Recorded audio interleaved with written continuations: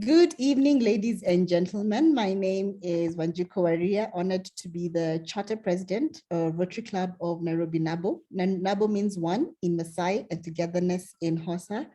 And today we are privileged to have a mega epic training that is going to be hosted for us by the district leadership.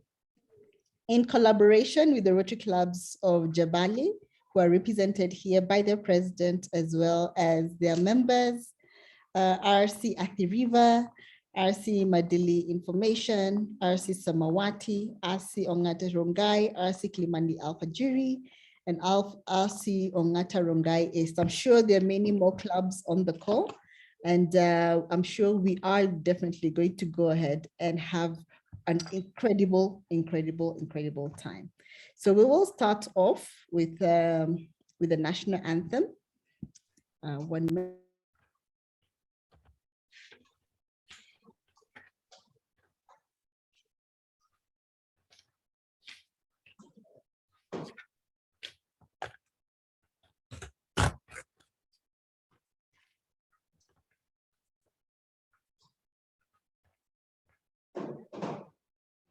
The countries in Rotary District 9212 are Eritrea, Ethiopia, Kenya, and South Sudan. And now, we will play the national anthem of our host country, Kenya.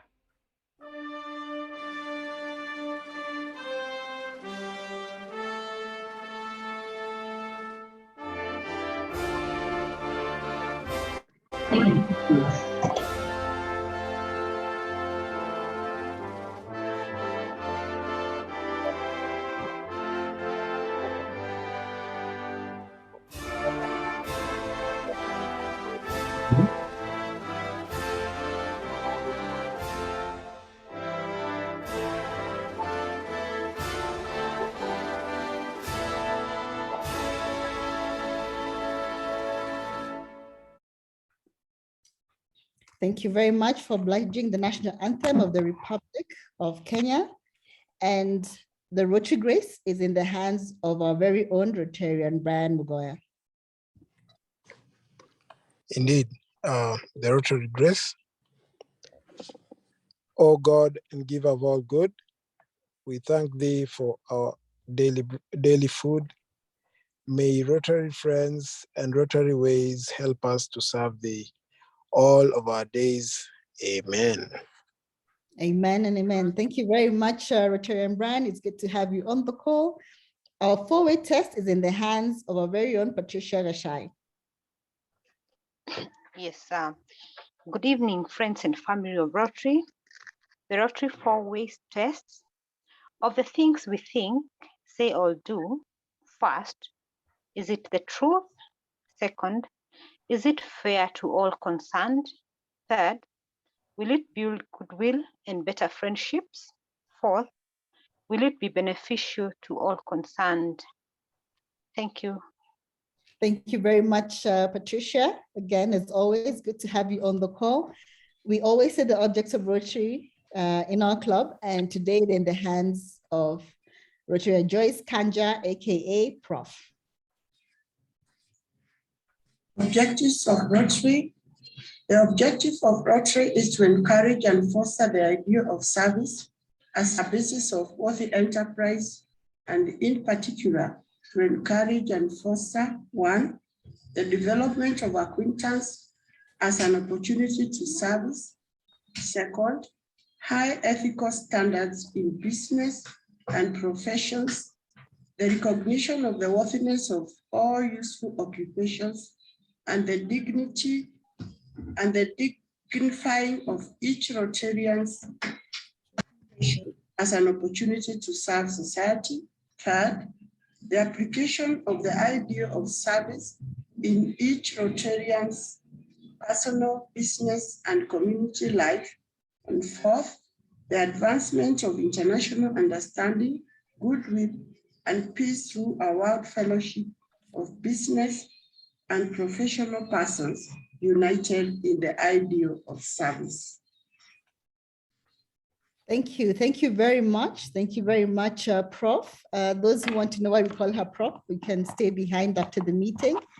If I'd like us to give the loyal toast. If you have a drink like I do, please let's toss it to the, and if you don't, can you put your right hand across your chest and feel free to unmute and say to the President of the Republic of Kenya. To the President. The President. The President. Thank you. Thank you very much. Without further ado, we're going to go straight into the training. Today, I also get to sit and learn. So I'm super excited. And today's session is going to be led by definitely our district trainer and leadership development chair, Jane Katuga. And her introduction is in the hands of Hilda Njero. Madam Hilda is our Director of International Service.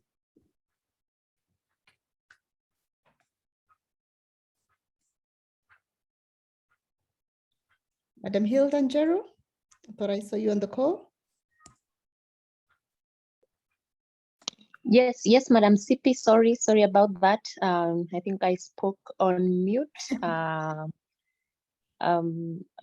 think Madam CP, you'll oblige me. I would like to take a leave on that. Let me liaise with my president-elect. Give me 30 seconds.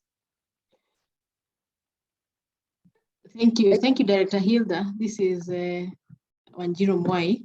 Let me handle that. Thank you very much, Director Hilda. And I'll go straight into it if you allow me, Madam President. Thank you. We want to welcome today our district trainer, Jane Katuga, paid to talk after many years of being told to be quiet. That's Jane Katuga, a skilled corporate trainer, a life and wellness coach, and also a budding writer who runs her own training and coaching practice, serving both corporate and individuals. After wearing many caps in her expansive career in sales in the corporate world, Jane knew she wanted something more. In her confusion, Jane thought she was just looking to break away from strict upbringing that had always made her feel boxed. However, it was not until Jane trained as a coach with landmark education that she awakened her consciousness and was able to put things into perspective and give her passion a name. As a result, she transformed her training practice by introducing a holistic approach which helps her clients question their reality in order to empower themselves. This reality is the thought prison that controls our lives. In her coaching, Jane brings to focus that in life where there are events and there is the story we create of the event. This helps clients see that the stories they tell are just a reflection of the truths one holds. This revelation helps her clients see that everything they know as a reality began as a story and is maintained by a story. And therefore, to set themselves free from the story holding them back, they must be willing to explore other options outside the story, the known storyline. In Rotary, Jane has served in many capacities as president, as assistant governor, and club trainer for 2 years. She's currently serving as district trainer and will serve in the same position in the coming year. Besides that, Jane offers talks to different groups such as corporates, colleges, universities, chamas, churches, individuals, and also within Rotary. In the time of COVID-19, she actually spoke to over 3,000 people. Wow. When Jane is not talking, she enjoys reading, hiking, running, and boxing. So I'm so glad and privileged that our district trainer, Jane, is with us today and will be taking us through with the rest of the team what it is we must know as we start our journey at Rotary Club of Nairobi Nabo and with all the others that we are collaborating with. Thank you very much, and let's welcome our district trainer, Jane Katuga. Thank you very much for that humbling welcome and introduction. Asante sana. Right. All presidents in the house, good evening. All charter presidents, I salute you. All the district leaders in the house and all members present. Guys, Good evening. Thank you all for taking time, especially in these uncertain times, to be on the call, to learn and to contribute to this special edition of Rotary 101 titled Starting Strong. When this journey started with I and Wanjiko, and she said we need to have some training. Host, kindly mute the person. Certainly, we started and I see DMC also on the call. Okay, all right. So you've seen DMC on the call? Yes, he's just dialed in. All right. So thank you. So when we started this journey with Wanjiko, when she started talking to me about having this training, I was like, okay, Wanjiko, if I'm going to do any training for you and I'm going to invite all the district leaders, I think we need to have more than one club. And she took on the mantle and she says, okay, fine. Let's see how many people can dial in, how many people are going to be available. And I'm so happy that we have 3 new clubs. That is RC Maadili information. We have the newly chartered clubs of Nabo and Jabali, and all other clubs. You know, when we talk about starting strong, it's not just new clubs, but for all of us, as we are constantly embarking on new beginnings, whether it be in Rotary or in our personal lives. However, today, our focus is going to be Rotary. Much as we are always starting new things, today is just going to be Rotary. And because I know we have 2 people who are speaking today who need to join another meeting, I'm just going to dig into it and invite our DMC, that is District Membership Chair, we call him DMC, and I'm going to ask him to really start us off, you know, and I just want to know, Gishohi, membership. Why is membership such an important thing? Why are we always talking membership? In what ways can we attract quality membership? And what processes can we institute to engage and retain our membership? I know perhaps you have a presentation, but I'd like you also to tackle those 3 questions. Why membership? Why is it such an important thing? What ways can we attract quality membership? Because now we've discovered membership, when you attract membership that is not quality, the membership may not do anything to, the membership may not stay long. And the third one is what processes can we institute to engage and retain our membership? Karibu sana, District Membership Chair, DMC, Maina Gishohi. I think he had dropped off. I see him dialing back in again. So let's give him a minute. Okay.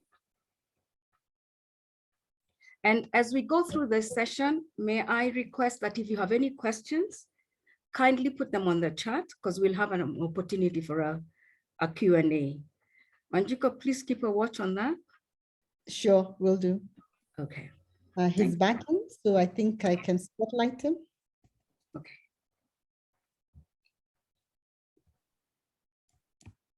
DMC, over to you. Good evening, everyone. Sorry. I'm sorry that I'm doing this on my phone because I had to I'm going for another Rotary session at Karen. Wanjiko, sorry that I double booked, but the current guys came ahead. But anyway, I'm here, and one of my members of the team will actually do a presentation after I do my opening remarks. He's actually on the call.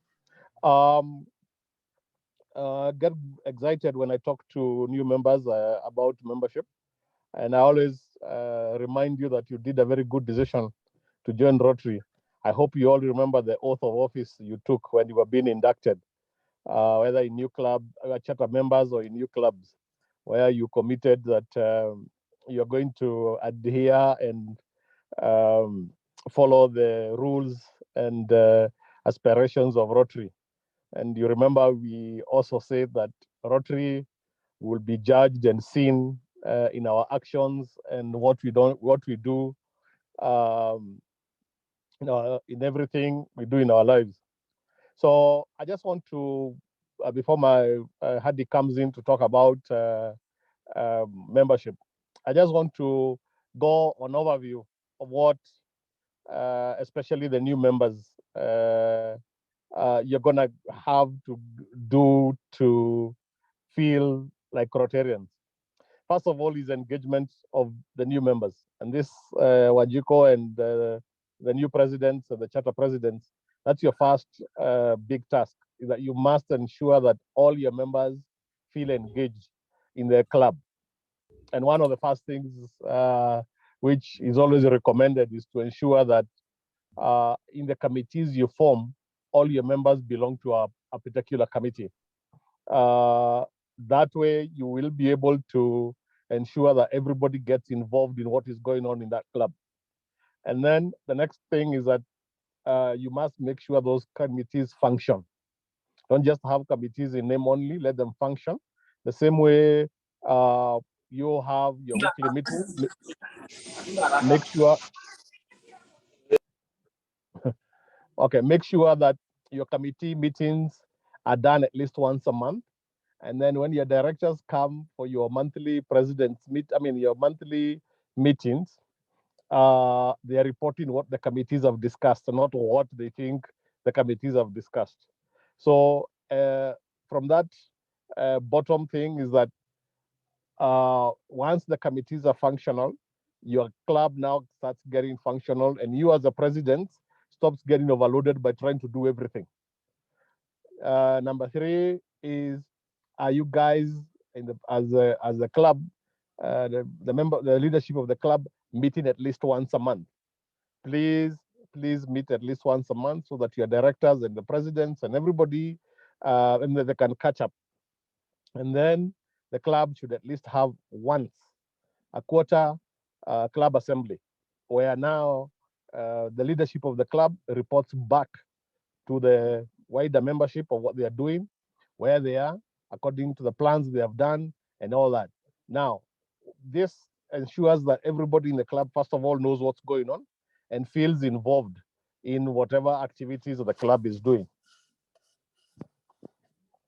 The next one is we need to always look for ways of inspiring action from our membership. We all have different vocations which you can contribute to the club. Please ensure that you do what is called a vocational survey. Find out what vocations everybody has, and so that if in case you're looking for any vocation for any project or any activity you want to do the club, you utilize those vocations. So your secretary or your attendance officer should actually classify everybody in their own vocations. And that is why you see it's so important in Rotary, whenever we're introducing ourselves, we always talk about my classification. That's your vocation. And why we talk about classification is because you want everybody to know I'm an engineer, I'm an architect, I'm a marketer, I'm a banker, and so on and so forth. So within the club, let's ensure that everybody's vocation is very well understood by the rest of you and it's utilized. It always feels good when somebody tells me, for example, me, I'm in logistics, somebody tells me I need this moved from this place to this place because they understand the vocation I am in.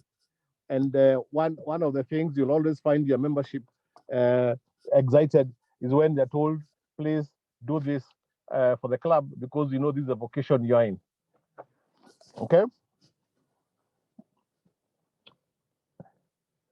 Building personal connections. Once people know what vocations you are in, you will tend to always trust and start doing things with people who are in your vocations. I say this and I don't bat an eyelid. I work with Rotarians in a lot of the things I do. If I'm looking for a lawyer, I look for a Rotarian. If I'm looking for an accountant, I look for a Rotarian. If I'm looking for somebody to do a business plan for me, I look for a Rotarian. You know what that does? It starts enhancing building networks among yourselves. Please extend your meetings, people. A lot of people talk about the after the formal meeting activities. That's where networks are done. Those socials, that's where everything happens. Have social events. Get creative. You can have 2 meetings formal and 2 meetings informal during the month, or one meeting informal during the month. What happens in such meetings when people loosen up, put on their dancing shoes and loosen up their ties, they become who they really are. And of course, you know what happens? You form your bonds get enhanced. Naturally, people are, when they're more comfortable with what they're doing, socially, they will be more effective in the services they're doing. Guys, it's not rocket science. This is what exactly we do in our respective chamas or social associations. We always try to bring in something to make us bond together. Rotary is not different. Let's have fun in our Rotary journey. It's a very good thing you've joined. And I always tell people, if you look at the networks you have today, it's people you went to school with, or people you've worked with, or your family. Rotary now gives a wide spectrum of people who you would never have met or you'd have paid to meet, like what people do for BNI and such, like social networking, business networking groups. And lastly, don't be afraid without it to do business with each other. It's a good thing to do. And you'll always find you'll trust a Rotarian better than another guy you meet on the street. We live in a very dangerous and deceitful world today. I'll always trust a Rotarian who I know where to find out, where to find him if the guy ducks with whatever we had agreed he's gonna do. I want to stop there. I hope I've given a brief background of what enhancing the membership experience is. And these things are not cast on stone. It's the dynamic. You need to find out what your club mojo is, what your members are looking for in the club. And as a leadership, the only way you'll find that is by constantly engaging them.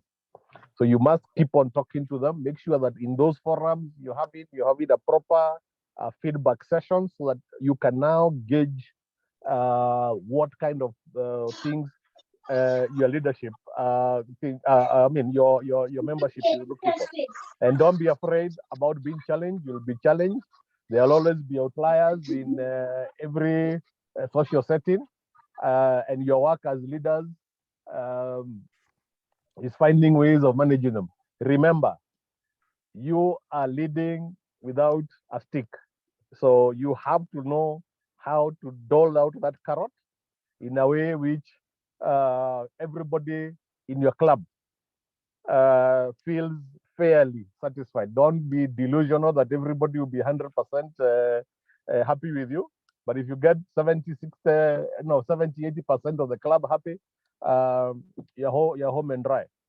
And that is why, again, you're leaders for only 1 year, so that another set comes in and now takes over from what you're doing. So all the best as you take over your leadership mantles, Wanjiko and the rest of the presidents. And we are here to assist you. In case you need further membership support, we'll always come through and help you. Thank you very much. I'm sorry I cannot be able to answer the questions because I'm talking on my phone. But Jade, please, you could log them in and I can be able to answer them to the presidents later. Thank you. All right. And I think Hadi is already in, so he can take over from there for the membership side. All right. Thank you so much, DMC. Thank you for. Can I be allowed to log off? Thank you very much and bye, everybody. Yes, you can. Thank you so much. All right. Thank you so much. Okay, so Hadi, I don't know whether you'd like to add something for a couple of minutes, and then you'll jump in during our Q&A. Hadi Kisali, Pipi Hadi Kisali, are you there? Unfortunately, I don't think he's on the call, but we shall log in the questions, and okay. I think we can always catch that. We can proceed. All right. So our next one is Service Programs Chair, who is also going into a meeting. So she asked that she also be allowed to come in at this time and also jump into another meeting. Janet, I believe you're there. Yes, I am. Thank you very much. I'm already at my other meeting, but I'll be okay. So could I share screen, please? I believe you can. And as you're sharing screen, I'd just like you to handle a couple of questions for us, please. Okay, so I'll just say good evening properly. So good evening, fellow Rotarians, Madam President, friends, family of Rotary, district officers. It's great to be here. All right, Janet, can I just ask you the question so that you can handle it when you're doing the presentation? Right. Sure. So Janet, please let us know what programs can the new clubs or even the old ones undertake before they qualify for grants? Because we don't want clubs waiting, and we say that a club's lifeline, and I want you, let me say, give you all the 3 questions, then you can include them in your presentation. And we say a club's lifeline is the project. So we would like to know what sort of projects can the new clubs undertake before they qualify for grants?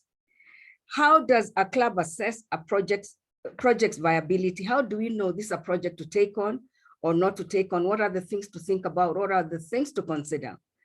And also kindly speak into the service project policy. Thank you, Karibu. Okay, I'll do that. I'll share my screen. I have many slides, so I'll go through it very quickly. And I did this just in case our President Wanjiku would like, a snapshot of that. So it's not like I'll just take my 20 minutes. So I'll share my screen if I'm allowed. Yes, you should be able to share screen, your co-host. Okay, great. Thank you so much. So I'll continue. Well, of course, service project, as our district trainer says, it's the lifeline of the clubs. And with Jennifer Jones' Imagine Rotary, we can imagine anything that we want. And of course, with all that we're doing, projects, etc., we have to include Rotaractors. We have legacy projects. I know some people in our projects group, they're asking, why don't we have projects of scale? Well, it's the same as our legacy projects, which we are continuing from last year: diversity, equity, and inclusion, care and comfort, and that's what we're doing. And everything that we do, we have to include that. And of course, our motto, together we see a world where people unite and take action to create lasting change across the globe and in our community and ourselves. So that is what we are going to do. And the important thing, communities, near or far. And in that, we're going to increase our impact, enhance participant engagement, expand our reach, increase our ability to adapt. And with that and our community projects, we're going to be doing great things. So, are you looking for a way to make difference in your community? To every club that is here today, I would say there is a project waiting for you. Sorry, now, Janet, are you sharing your screen? Yes. You're not seeing anything? No, we can't see. No, we're not. Nope. Oh, okay. I have here share screen and I am on, but I cannot. Just a second.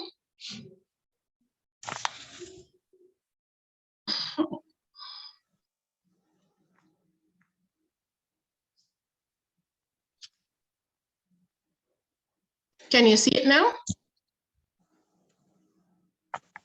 Can you see the screen now? Yes, we can see it.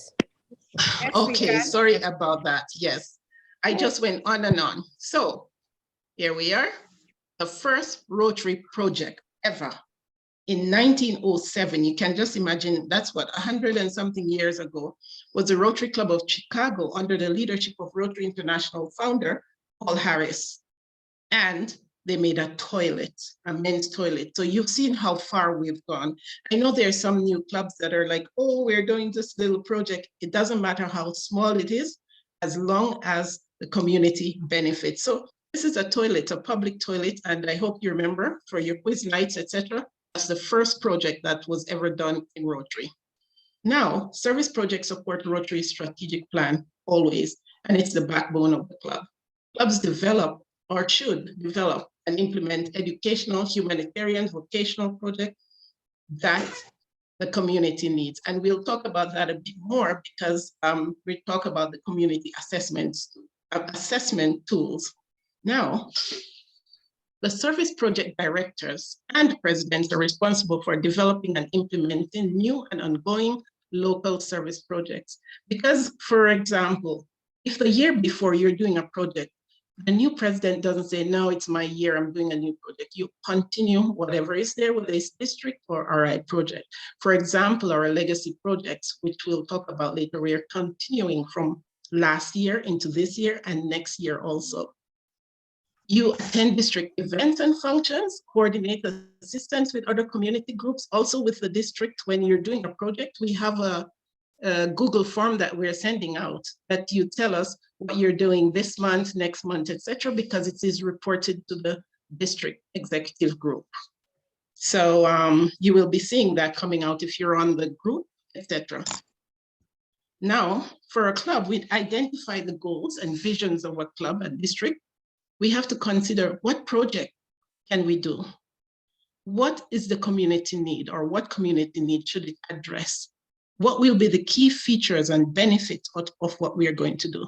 And then you determine, how can I maximize the impact to the community? And of course, we have, I usually bring it to show it to you, community needs assessment tools. It's on my Rotary. If you go on, for us, we have a booklet, but on my Rotary, you will see everything that's there. So when you go out to the community to assess, you listen to the community members, what they want. You have to buy in, get the buy-in of the community. It's critical that they want what you're going to give them. Identify what strengths they have. Find partners to help lower the costs of your project. Whatever you do, always look for partners. There are always people waiting to help. If you're going to paint a school, you could call the paint company, Crown Paint and whatever. They always have paint or end of the line paint that a school doesn't mind, and they're always willing to help. Now, what fundraising activities are you going to do? What roles and responsibilities are you going to have in your team? And include all club members in project activities. In our club, we always say, every member is a part of the service project team, every member. Doesn't matter if you're on membership or foundation, you're a member. And you include them whenever you're going out, you call them. And it's very important to make a budget. I know DRFC will be talking about that, manage it and stick to your budget. Especially if this is not a global grant, you have to stick to that budget, but there are so many rules and regulations you have to. But your local club projects, it's difficult. So you make a budget and stick to it. Now, we also have emergency projects like Project of Cause, Empowering Girls Environment, and Polo Cancer, Malaria, etc. And for our partners that we talk about, we have local partners. You could go to your bank, you could go to a company, you could partner with AMREF, you could partner with AAR, a local hospital or anything. But for most international projects and so on, we have what we call Rotary Showcase that helps you find projects, also project partners, view other projects that are local and international that has been done by other clubs. You see how they've done it. And also you could write up like, we would like, to do this project and etc. But on Rotary Showcase, you could see someone could contact you to say, I want to do a project in Loitoktok or Marsabit and so on, and your club is in Nairobi. We always say, do projects close to where you are. Because can you imagine your team going out to Marsabit from Nairobi? You find a club that's near to where the project is, you either partner with them or give the project to them if they're qualified to do it. So don't try to take projects all over Kenya, because if I'm in the US, I'm looking at a map of Kenya, I don't really know how far Loitoktok is from Nairobi or how far, somewhere else is from another place, because, with our roads, etc. and so on, it's not near or easy to go all over Kenya to do a project. So that's how we do. Now, our projects, we go along the 7 area of focus. We have to do our projects within this. And I could say this encompasses so many things: basic education and literacy, maternal and child health, peace and conflict, prevention, disease prevention and treatment, water, sanitation and hygiene, community and economic development. And the latest that's been added is environment. And I can't think of any project that could be outside this. So it's very easy to do that. Now, apart from those projects or within those projects, we have our legacy projects, which this year I see online or My Rotary, they're calling projects of scale, which are the same thing. Since last year, we've been doing pediatric heart surgeries. And this year, we're encouraging clubs to apply for global grants for pediatric heart surgeries with vocational training team, and I'll get to that. We're doing the blood donation that is taken over by the new generations and Rogers Obari, conducting cataract surgeries, women empowerment. We are doing a huge women empowerment thing this year, basic education and literacy program.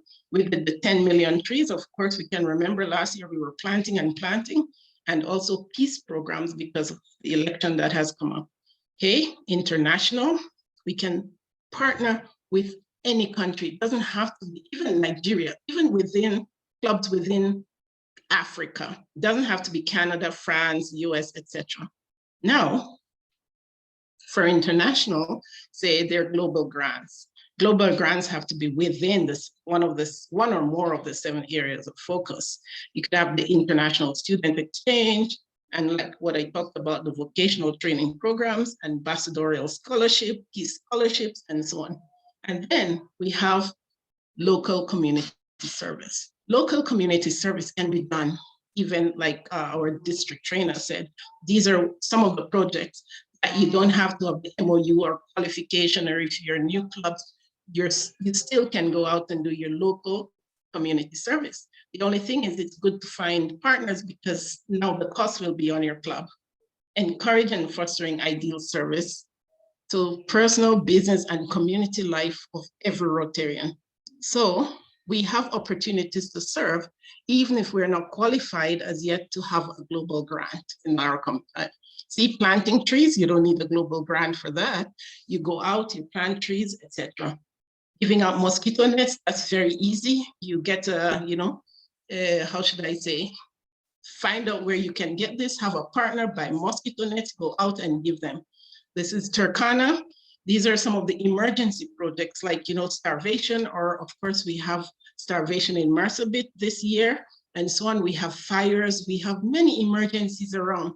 That is community service. You do not have to have a global grant or anything or qualifications to go out and do that. So there's so many things and needed people in the community that you could help. For example, children's home, old people's home, so many things that you don't have to qualify. So that sort of answers that question. So I was talking about the vocational training team, which is a group of professionals who travel to another country, like for example, the heart surgeons. We have doctors from India or Egypt coming here to do operations. And of course, our doctors and nurses, we learn from them also while they're here, and it's much less, but we have to do a global grant to do this because usually it would cost millions. Now, like I said, it's a transfer of knowledge and skills, and it also helps our communities and cross-cultural understanding and learning. So global grants, it has to align, like I said, with one or more of the Rotary 6 areas of focus, or else it will not be approved. Of course, in the district services, we also have categories that we need to, apart from the monthly themes, etc., and the areas of focus it's within, we have categories that we have to do things in as district services. Which is the district campaigns. We all know about polio, the dental camps, the medical camps, etc. And this year we have a special End Polio for Good that DG Azeb is leading, and several other committee members, where she's auctioning the painting from Jennifer Jones. Now we have cancer awareness. We have the Polio Day event, which is October 24, blood drive, etc., etc. The other thing that the district service is carrying out, Rotary Community Corps. This is a group of non-Rotarians who share the commitments. They help us in our service projects, etc. And each club is encouraged, whenever you have a project out there, get community members together and form Rotary Community Corps. You get a certificate from Rotary International. It only takes 10 community members to form one. They do not have to pay Rotary International dues or anything, and they feel a part of the project that you're making. They get ownership to it, and they cooperate with the presidents. They tell you what is needed in the community, and so whatever you do will not go to waste. They do appreciate that. It could be an entire village, a neighborhood, or a community association, but you all have the same goal, taking care of the community. So now we also have Family of Rotary within Rotary District Services. And of course, we know what it is. We encourage and foster development within our club, outside our own family members, and we take Rotary as a family. And we do so many things as Family of Rotary: the birthdays, the Christmas parties, the parogas, everything, all the events that we have, even tree planting. We take our family to tree planting. I've seen kids and so on. I've been to so many tree planting, and they're always family members, children, everyone is planting. When we have our installations, we invite our family. So it's very, very important. So like I said, project Christmas parties. This year we want to do Christmas shoebox for children around the first week of December. We're calling it Family of Rotary Week. We started that last year. So all this, we need the buy-in of every club to go along with this. Now, we have another one, Rotarian at Work Day. We all know about that. That's the last Saturday in April, which is the 29th. And this is where we go out and put hands-on muscle and sweat power out there. This one, we just paint schools, blackboards, we go to Home for the Aged, we sweep the streets, street cleaning, planting trees, whatever. So whatever you're planning to do, you also post it so that if there's anything we can help, even clubs can join together. I always talk about the one that Ngatarongai, they did a year or two ago. They went and they cleaned up the streets. They had beautiful photos. So I'll talk about that also later. Whatever you're doing, post it, put it on my Rotary, the newsletter or anything. Just let us know that you're doing something, because this year, the DG wants to add manpower. Only in global grants that we usually add how much we use, a budget, Now in our local community service, we want to know how many people went out there? What did you do? How long did it take? And if you were to add money, how much would it be? So we want to capture everything that you're doing. And then here we go, we publicize what we do, put it in the district magazine, social media, everything. And it's always good to identify a club spokesperson, because if you have the media there, it's good to say, okay, this is the spokesperson who is a person who always know what we are doing, et cetera, et cetera. And so you look learned and intelligent. We also have one, we always say we're giving services to the community. How about bringing ourselves together and doing business together? We have Rotarians doing business together. Last year we had one in Nairobi, but we'd like to have one on coast, Western Kenya and Central Kenya, Mount Kenya region this year. So it's just Rotarians together. Encourage Rotarians to support the success of their fellow Rotarians, do business with them. And I would trust doing business with a Rotarian anytime than anyone out there. And that's what we are trying to foster. So the thing is, we aim, we get the goal, we go for it, and we accomplish whatever we're going to accomplish. And at the end of the year, we will be doing all high fives because we have done something. So there's so many other things that I would like to go through, but like I said, we only have a certain time, but online learning is always there, and our district trainer is always there, so please attend. When you see DSC Jane training, you need to be there. So apart from that, please go to My Rotary and teach yourself something, because we always say in Rotary, coming together is a beginning. Keeping together is progress. Working together is success. And our district team is huge. because my docket goes across Kenya, Ethiopia, and South Sudan. So I'll just go through there and that's it. But I'd like to leave you with 2 words. You know, what makes a project great? You need to share that. What made your project successful? How was the community involved? Would it have helped if you had an RCC to help you? What would you have done differently if you were to do it again? What tips would you give another club embarking on such a project or the same one? Are you involving your Rotaractors? So I'd like to end it here. And one last thing, give to the foundation. It's very important. Thank you so much. I wish we had more time.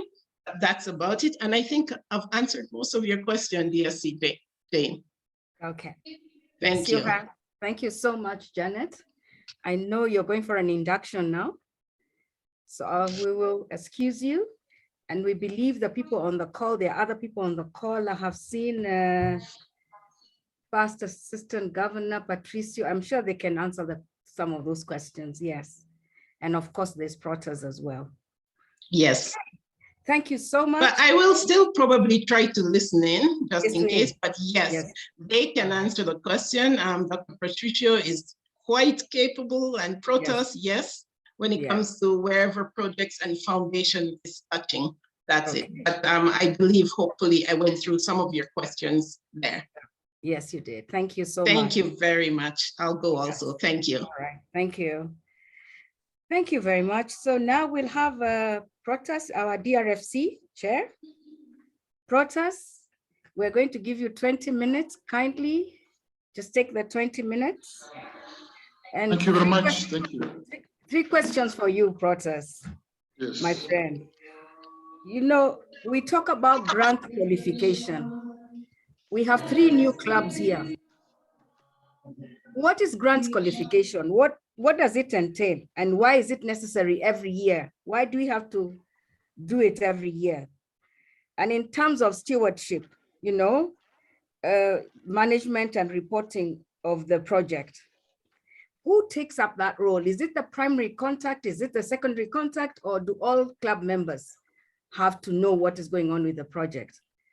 And then something else I'd also like to ask, if you only have a person like a primary contact who knows a lot about the project and they die, and you know we've had that in our club, what happens? So I'm sure clubs would like to know, how can they monitor what they're doing? So Protas, I'll give it to you now. Please take it up. Thank you. Thank you very much, our district trainer. Thank you all the presidents and the hosting charter president of Nabo. We are so delighted to be with you tonight. And thanks for all the members who have joined. I want to recognize a very important team member, Dr. Patricio, who is on call. I had also invited our district grants subcommittee chair, Roseanne, and our qualification officer, Joshua Okeo. Those are very key, important people in our DRFC committee. Dr. Patricio is our stewardship subcommittee chair, a very key person in all our activities as members of the Rotary who are involved in grants. So to answer your question, I will start by saying that every Rotary district has to be qualified.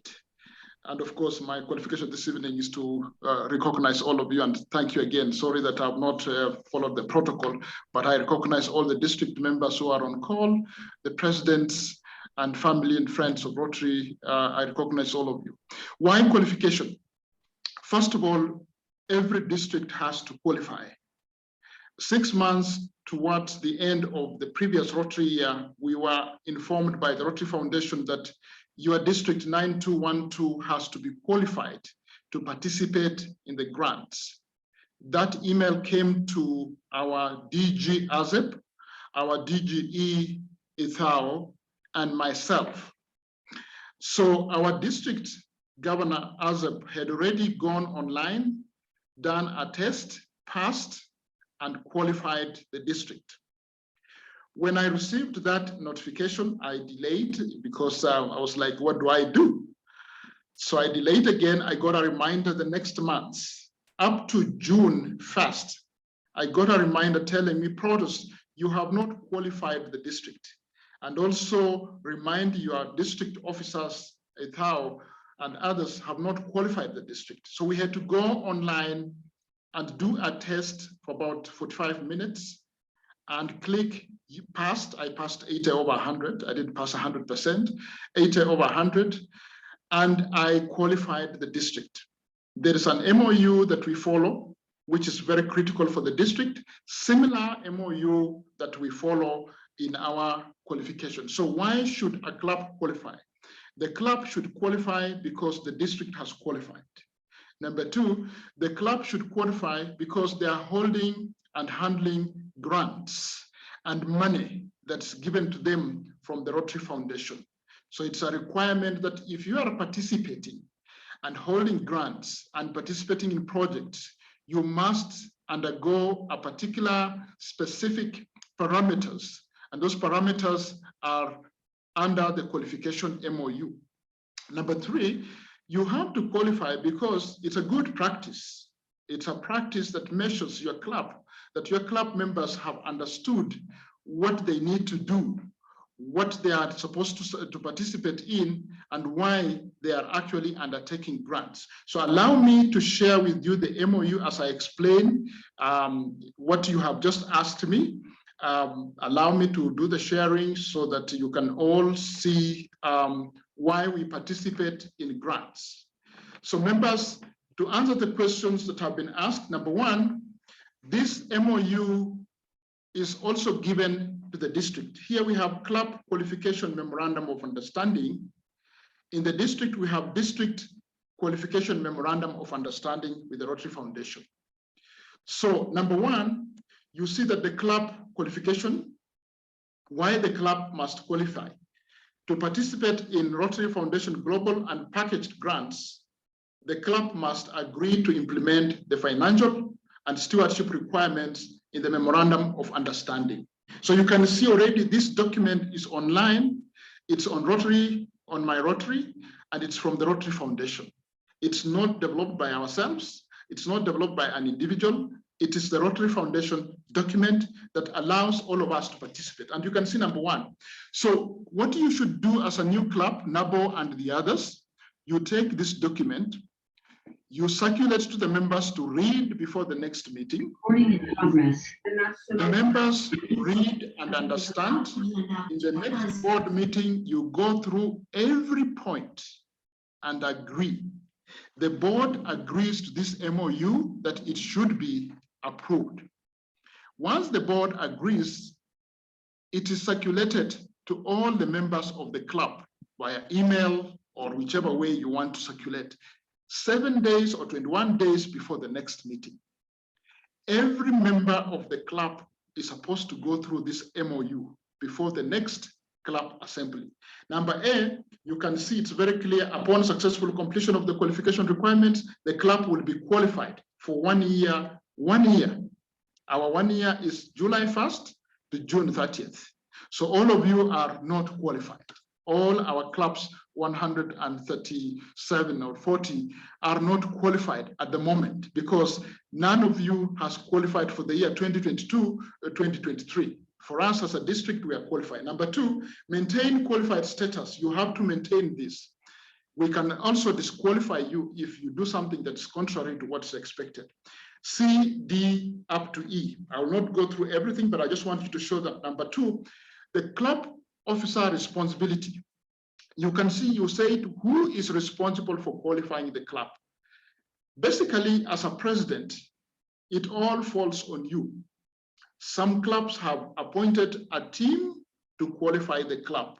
Some clubs have appointed the foundation director to be the key person to make sure that they qualify the club. Some clubs have a past president who is responsible in following up documentation to be the key person to follow up. I would recommend that you have a key person in the club who is a quality assurance person who makes sure that you are actually following what is important to make sure that the qualification takes place.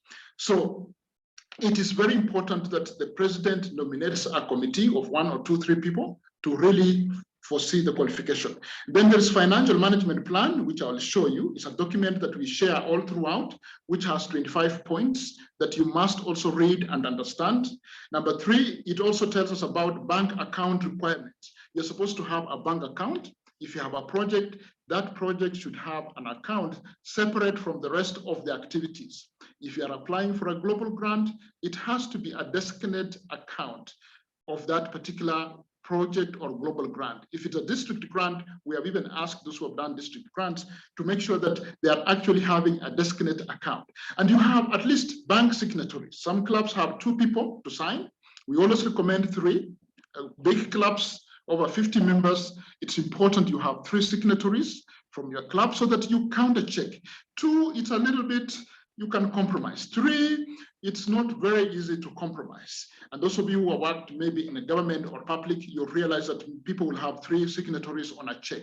So it's important that you have at least minimum 2 people signing, maximum 3 signing the check, and the account to be designated account. And now we are asking you to submit your quarterly reconciliation, bank reconciliations, if you are doing a grant, bank reconciliations every quarter. I'm asking for every quarter, I'm not asking for every month, but our district finance chair may ask and say, can we see your accounts every now and then?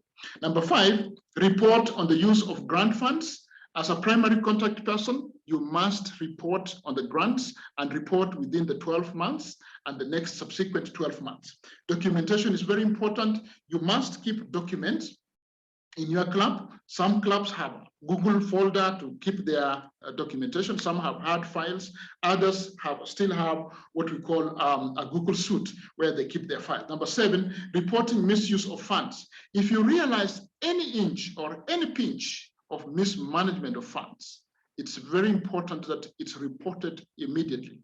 And when you report to the district, we act very fast. And that's now where our Dr. Patricia comes in as a stewardship person who is making sure that, are you managing grants very well? And if you're not managing grants very well, he's supposed to set into an investigation and find out why are you not managing the grants very well. And that's, once you agree on this documentation, it's upon you to have the assembly read through. After they are read through, they authorize you to sign the document. The president and the president-elect.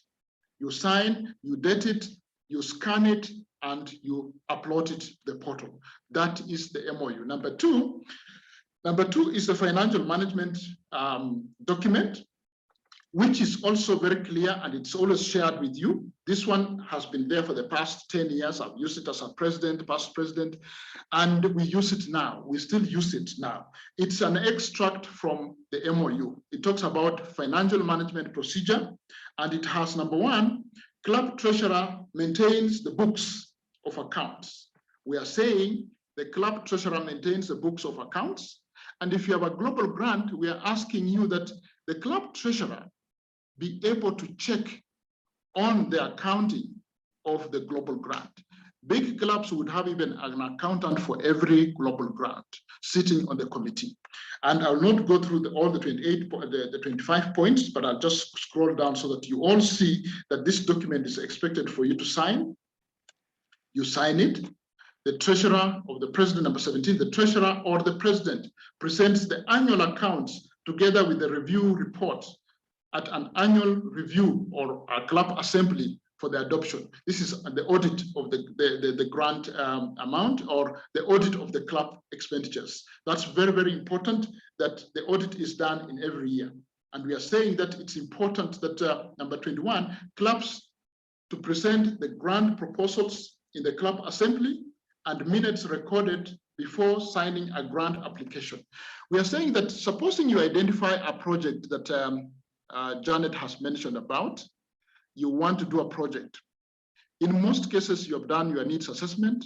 You are just starting as a new president. You have a list of to do on your list. You want to do big grants.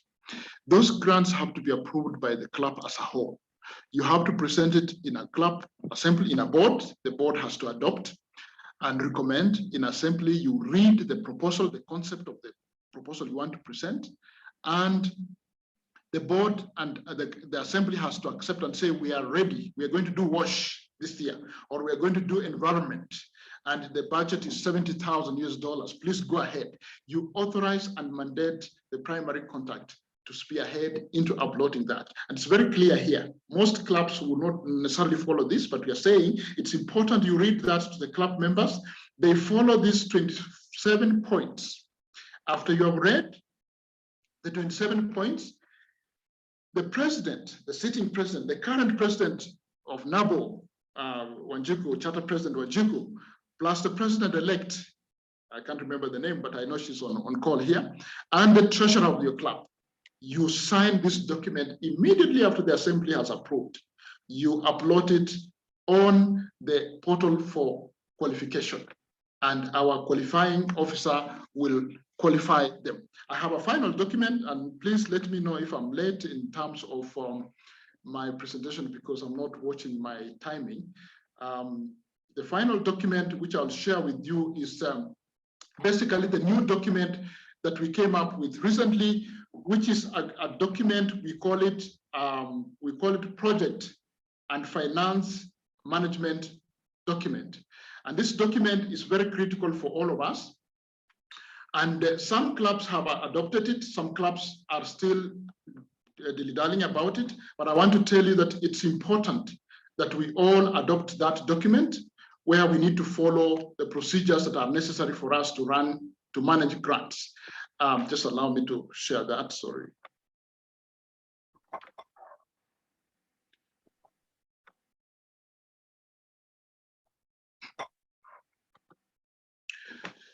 The district came up with a project and financial management plan.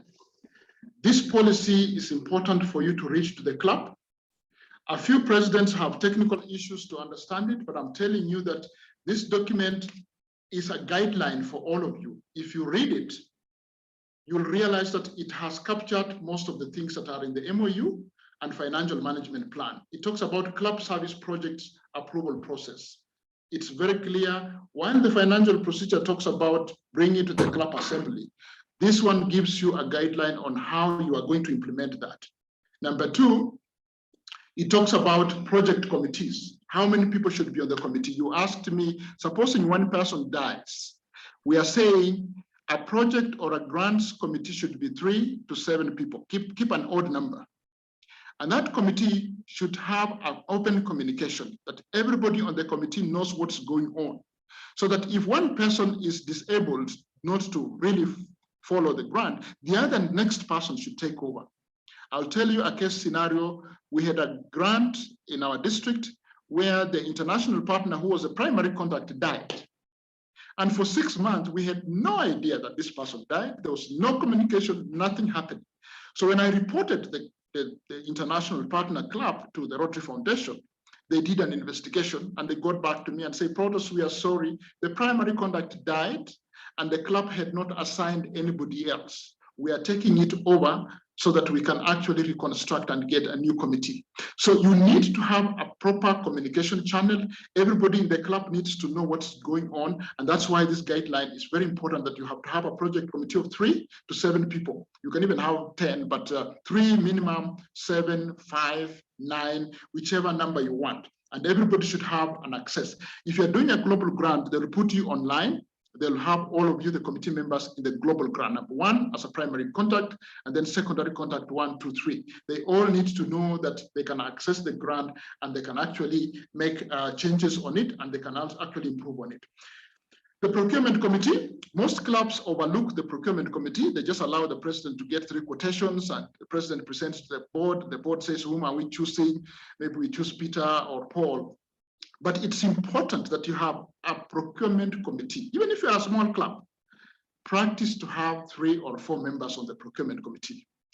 Do what we call bidding process. Have 3 or 4 biddings. Bring them on board. Have a group assessing that. In case, as Janet said, doing business with your fellow Rotarians. In case there's a Rotarian who wants to do a business with you and maybe he's a contractor for making boreholes, let him or her go through the normal procedure of bidding. Let him or her provide competitive proposals and sit down without prejudice and assess that proposal. If it fits into your budget, you have no reason, you can still take that person, so long as the person declares and say, I'm a Rotarian and I want to bid. And you all know that, yes, as a board, you'll say, yes, Rotarian Peter wants to bid for a borehole. We accept that he can bid because he is competitive.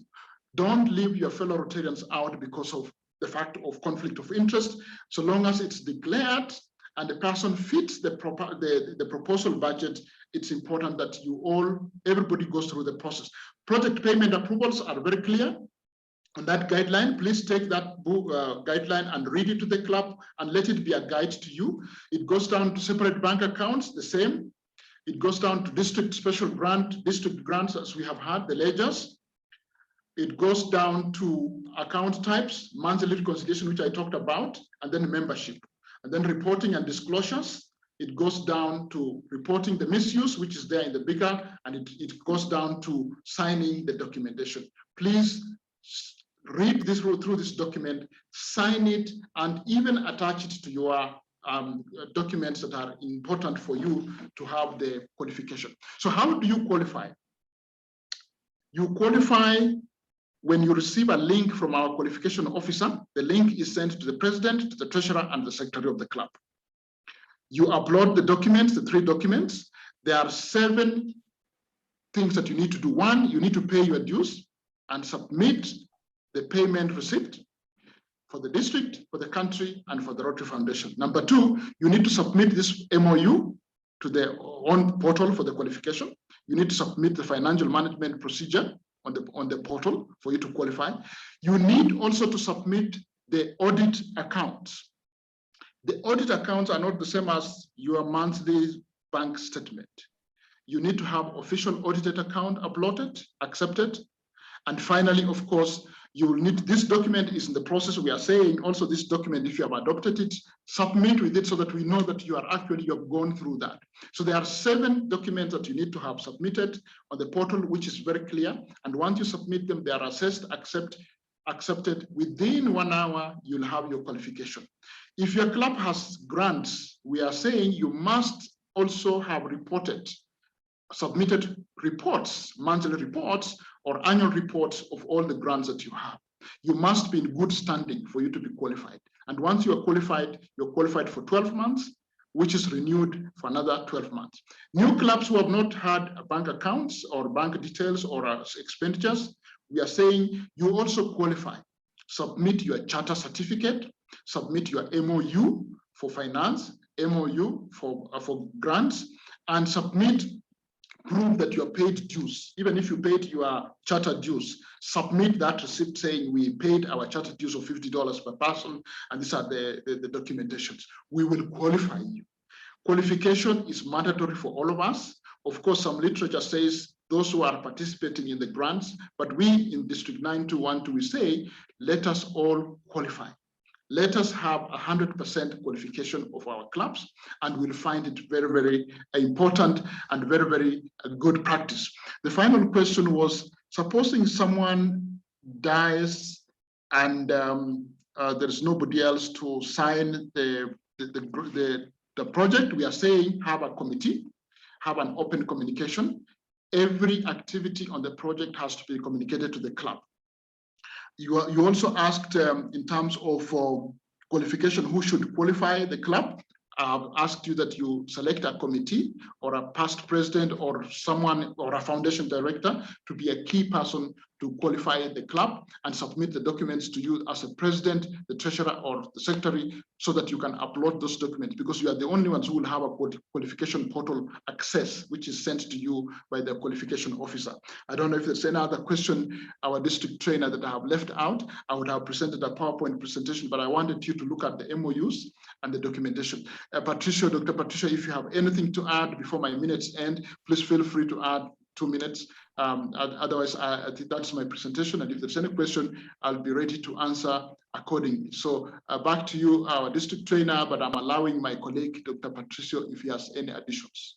May I ask, thank you so much, Protas. May I ask that he adds whatever it is when we are taking the Q&A, please? Thank you. Is that okay? That's okay for me. But thank you so much for that, that presentation. It's truly 101. Eh? We've learned a lot today, and we have learned about what to do and what not to do. And I'm praying that at least we have quite a number of questions so that you can tackle them in the end. And this is not all you get from Protas. He will be running his training. Protas, when are you doing it? We have our training. I want to welcome all of you for our district training on the 23rd of August, next week on Tuesday. It will be club qualification and stewardship. And Joshua and Dr. Patricia will be very key to that training. And then on 25th, we have our global grants, planning, implementation, and monitoring, all grants, district, global, and programs of scale training on the 25th at 6 p.m., 6 to 8.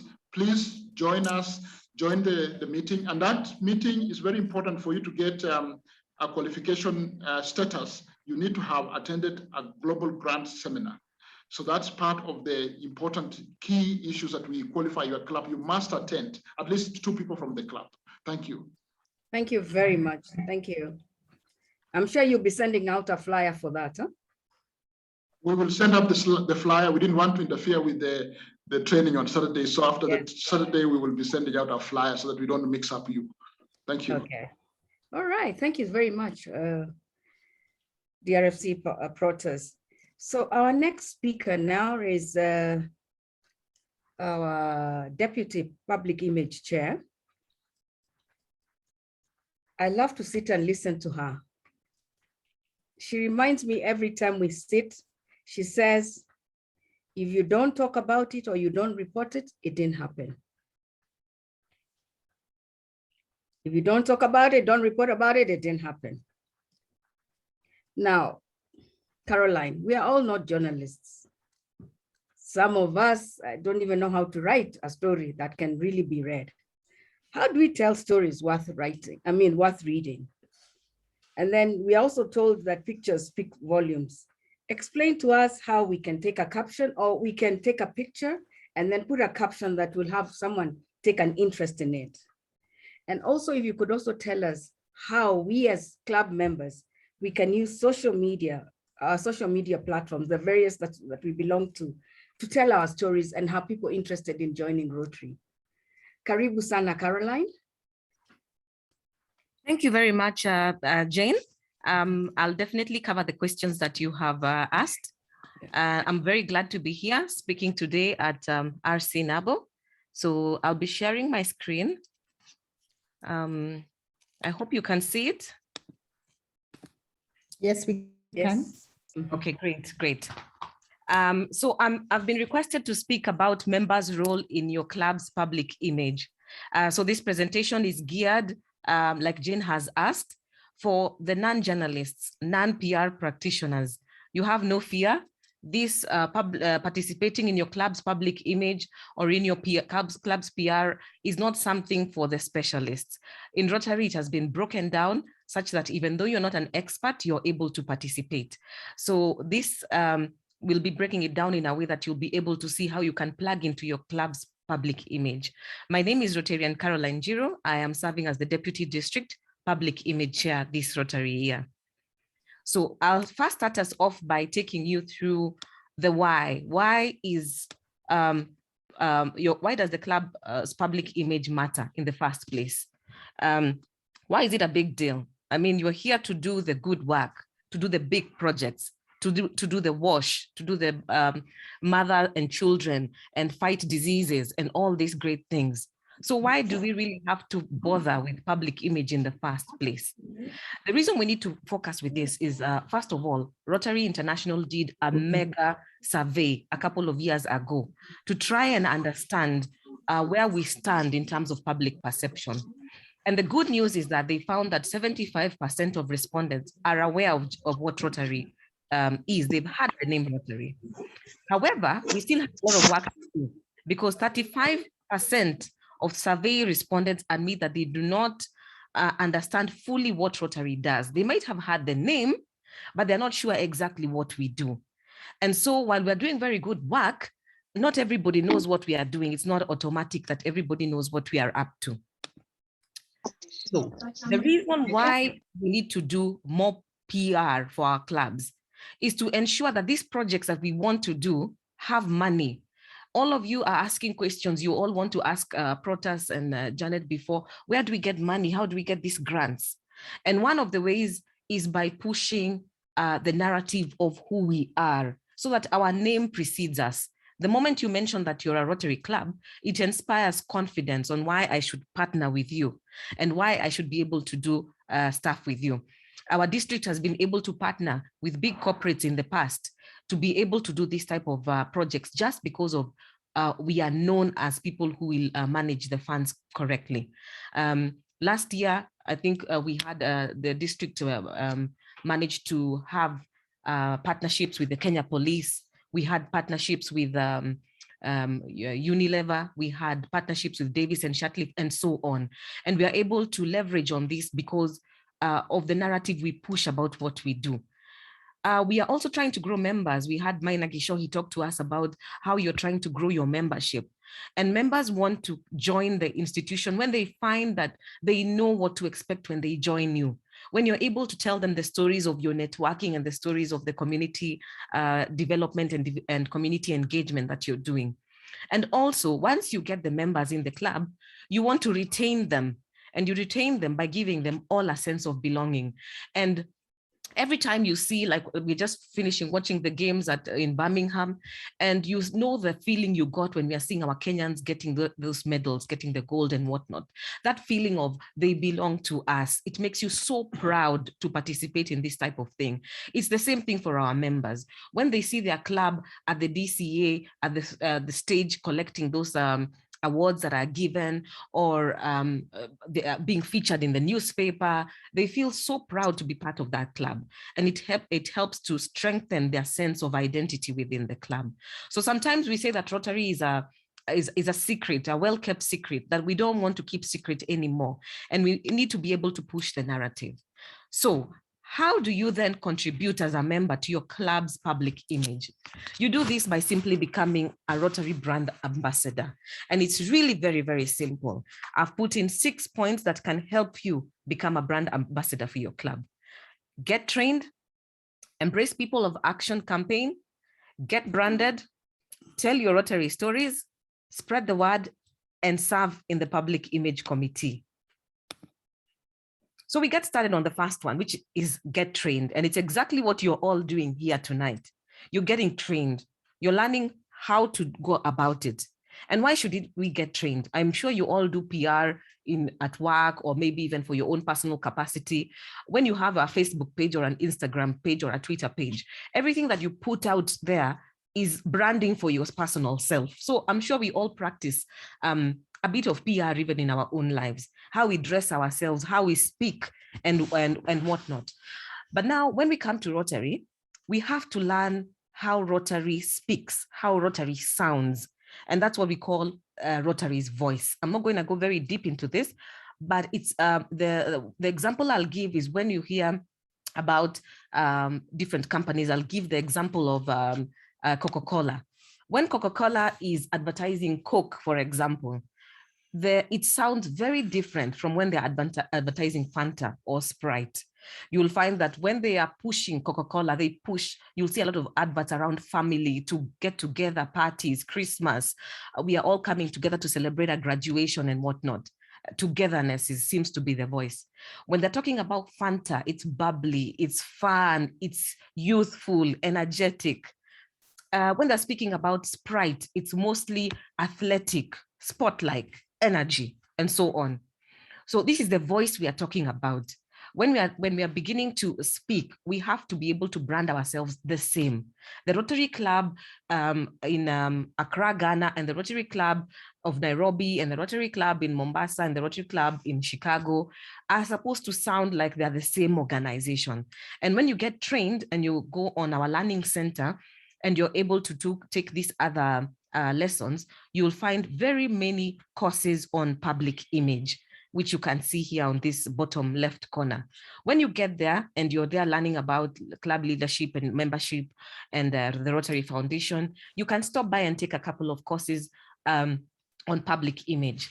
You learn about the proper use of the Rotary logo, internal communication. And as we said, the logo, the reason why we all have to have the similar logo is because we have to be easily recognized. When you see Safaricom colors somewhere, you don't even have to even see the logo. You already know that is Safaricom. You will learn about internal communications. This is how we speak to each other within the club. If you're the club secretary or you're the project champion of something, or you're leading a particular committee, you need to be able to communicate with your members. They have to know what's happening. Otherwise, they won't show up for the events that you're calling them for. And you can be able to get resources within the brand center that will help with that. You will take courses on external communications, how we deal with the media, social media. You learn simple photography tips, which Jane has asked me to say something about, and also telling the story. And I'll mention that shortly. You'll get to learn about public speaking. Good news, you know, Rotary has a partnership even with Toastmasters. And when you get on the learning center, you'll be able to take some of these courses, even on public speaking. Your club requires an MC from time to time, because public relations is everything about how we are perceived as a club. When I come and pay a visit to your club, how you people speak, the MC you chose, how you people look, how you're dressed, all contributes to the image of your club. And you can get these courses. And these courses, the good news is that you don't necessarily have to use them for Rotary only. These are skills that no one can take away from you once you've learned them. Once you become a good public speaker, it's within you, even outside of Rotary. It's something that you can use. And you're able to access also free resources. Sometimes in clubs, especially when we are new members, we really struggle so much to get good photography. You're struggling to get messages out there, and all these things are available on the brand center. If your club is looking for maybe a photograph to do a flyer, this is the very first time you're doing an environment project because you're a new club, you've never done it before, so you don't have photos to use from your past. Go to the brand center, there are photographs that you can use from there. You're able to get many other resources, templates for doing your newsletter, logos. You're struggling, you're saying, I'm not a designer, but I'm not a practitioner. How will I manage to put together where will I get this logo for my club? Where am I gonna match it up? Don't worry, go to the brand center, just type in the name of your club and you'll be able to download it in very good formats, and that way you'll get it right. On the brand center, you get all the Rotary colors, the Rotary fonts, all those things are available on the brand center. You want to start a club newsletter and you don't have a designer? No problem, go on the brand center and get free templates. Get templates for most of the things that you're trying to design. You want to get videos, maybe you want to put together a video for your club to say something about polio or something about coming up projects, and you don't have the money, or you've not done that project yet. Brand center, we have videos there that can promote all these things for your club. Rotary International in the past has even gotten famous celebrity brand ambassadors, for example, Angelique Kidjo, who are there and they've posed for these nice photographs and nice videos and whatnot, and you can download them and use them for your club projects. Sorry about that, moving backwards. So number 2, embrace the People of Action campaign. And what is this People of Action campaign? Rotary International is pushing this People of Action campaign upon us, where we highlight exactly what happens in Rotary by making it very, very easy. You can see the 3 pointers there. You join Rotary to do what? To join leaders, exchange ideas, and take action. And it's as simple as that. Every time you're trying to push a message from Rotary, just package it around that. Who are we? You know, so if, for example, you've had a club social, you've had a good time, you've enjoyed yourselves at the discon or at a club event, when you're pushing the photos of that club event, when you're pushing the photos of that nyama choma that you guys had, don't just say that we ate nyama choma on Saturday. Craft your message around, we are leaders who've come together to network. Look how diverse we are. Look how we are different people from different walks of life coming together. So that way it will be easier to share that narrative, and people outside are looking at you like, I want to be part of them. I want to be part of these leaders. So even though it was a nyama choma, you can phrase your message to look like that. We also have to show that every event we do, we are exchanging ideas. Sometimes we'd have, before Corona happened, and we were meeting physically most of the time, we'd have clubs post on the social media pages almost week after week, pictures of people sitting in a room somewhere, someone standing at the front. You post such a picture this week and you post it next week and you post it the following week. But it doesn't really come out what these people around the room are doing. So we have to really talk about what are we trying to say with our messaging. And everything that we're trying to push in Rotary is supposed to show that we are people of action. We are people who are doing something. So anytime that you're pushing photography, and maybe I can use this opportunity to say something about the photos now, push photos that are showing you people being active. When we go and we have our events, sometimes we post photos, and when someone is looking at them and there are very many selfies or there are very many photos of people standing together as a group, we are all posing looking at the camera. They're okay photos to have, because sometimes it's unavoidable to have the group pic, it's fine. But let us also try and push photos of where somebody was doing something. Look for a photograph where you have 2 to 3 members actually doing something. A photo like the one you're looking at now. It is very clear that this person is not just standing around, and you don't have to get a very long caption to explain exactly what she's doing. It is very, very clear. So when we push these people of action, we push it even in our photography. Try to aim and post for photos that look like, here is somebody handing over the book to the child. Here's a child smiling. Here's somebody training the child on digital literacy. The child is smiling. Here we have a photo of somebody planting the tree. They are crouched on the floor. Their hands are in the mud. They're actually doing the work. Here is somebody lifting the trophy and having a smile as they receive the award, as opposed to where they're just standing in a line. So when we take our photos, these days we have, everybody can be a photographer. You can take, even with your phones, most of the camera phones we have are very good quality. Yeah, and you can take photos, but when you know how to take them and how they should look, it makes it easier. So next time when you're helping your club take photos of an event, try to aim for those photos where there is action and somebody's looking at your photo saying, oh my, I want to be the person in this picture. Yeah, and that's what we mean by that. So for the photography, take people of action photos. Even though you're not the club PR director, not everything has to be done by the leaders or the president or the PR director. Help with the photos, and then you can share them all to the PR team, and they can have a choice, and they're able to choose the best angle and the best everything. And sometimes it comes from the members themselves. Right. Next, we have branding. This is a very, very, very key part of where members can participate. The easiest way to participate as a member in branding is wear your Rotary pin. Many of us, because of not meeting physically for such a long time, now we're going to meetings having forgotten to wear our Rotary pin. I guess when everybody's inducted, you're given that Rotary pin. Have a number of them. Ensure that everywhere you go, even when you're going to work, even when you're going to church, always have your Rotary pin. It always starts a lot of conversations. You'll meet somebody's asking, and what is this that you always wear on your clothes? And then you can start into a discussion where you're able to tell them about Rotary. Ensure that you wear correctly branded merchandise during club projects. When we say correctly branded, it just ties to what I said earlier about speaking and in one voice, looking the same. The Rotary wheel, the Rotary wheel has changed quite a bit since the first year that it was brought out. They've been edits and changes, and so we have to ensure that we use the correct Rotary logo. So whenever you need a Rotary logo, please don't go on Google and download from images, because you may find the old wheel, and that is not what we are using today. So kindly go on the brand center that I mentioned that is accessible to any Rotary member, and you're able to, there are many, many rules around this logo, which I won't go into, but including the font, including the size, the dimensions, the color. So we are not allowed to tamper with the logo in any way.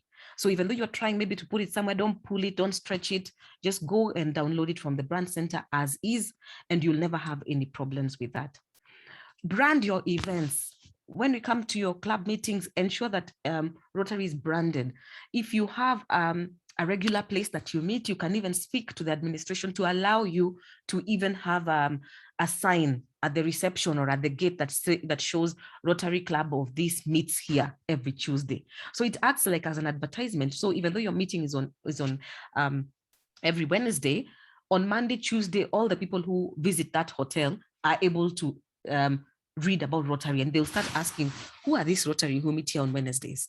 So brand, we've seen people even, we are just coming from the political season, and we can borrow a leaf or two from our politicians in regard to branding. If you're able even to speak with your county government and brand a bus stop or a boda station, why not? If you're able to collaborate with the county governments or your locality and have welcome to this area banner. But again, I said you have to really collaborate with your local authorities so that we don't have a situation of a Rotary banner that has the big fat red X from our authorities. Share exchange flags with other clubs, especially now that we are continuing to meet physically. Kindly check with your club PR director, president, or district public image team before printing of club resources for compliance if you're not sure. But as I said earlier, if you've done step 1 and you've done your training, then there's nothing to fear. You can go ahead and print because you know you've gotten your materials from the right place. But just in case you're not sure, before printing very big things like your pull-up banners or your backdrop banners, you can always check with someone so that we can ensure that they're correctly branded and the club looks like it's part of the Rotary family. Now, this question is going to be answered about how to write the stories, especially if you're not a professional writer. How members can participate in telling their club stories. Write a story for your club. Yeah. In your publication, you may have internal publications like newsletter or your social media, Facebook, Twitter, LinkedIn. You can please participate.